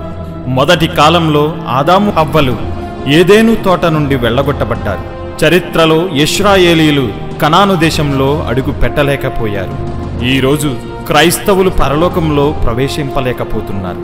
హక్కున చేర్చుకోవాలనుకున్న ప్రతిసారి మనిషి దేవునికి దూరమవుతున్నాడు, దుష్టునికి బలవుతున్నాడు. కానీ తరాలెన్ని మారినా దేవుని ప్రేమ మారలేదు, ఇటు మనిషి ప్రవర్తన మారలేదు. దీనికి ముగింపు పలకటానికి యేసుక్రీస్తు తిరిగి రాబోవుచున్నాడు. పతనమైన మనుష్యుల జీవితాలను దేవుని వాక్యంలో చూపిస్తూ, అగ్నిలో నుండి కొందరిని రక్షిస్తూ, అహర్నిశలు దేవుని పనిని జరిగిస్తూ, బైబిలును వక్రీకరించిన వారికి సింహస్వప్నమై దేవుని మనస్సును ప్రపంచానికి చాటుతున్న క్రీస్తు దేహమే క్రైస్ట్ చర్చ్ సామర్లకోట. నిజాన్ని నిర్భయంగా స్వీకరించండి, నిత్య జీవానికి వారసులవ్వండి. యేసుక్రీస్తునందు నమ్మకస్తుడు. మనిషి భయపడతాడు మరో మనిషికి, కానీ గడగడలాడించే ఏ మనిషినైనా చెమటలు పట్టించేది ఎవరైనా ఉన్నారు అంటే అది మరణం.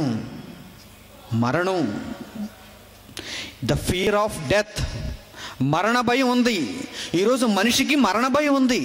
ఈ మరణాన్ని జయించిన వాడే, మరణాన్ని తన పాదముల క్రింద ఉంచుకున్నవాడే the real hero, son of God, Jesus Christ. One and only అంటాం, అందుకే ఇన్ని వన్ అండ్ ఓన్లీ.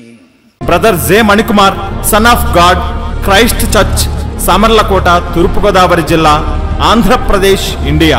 వివరములకు 8978414178.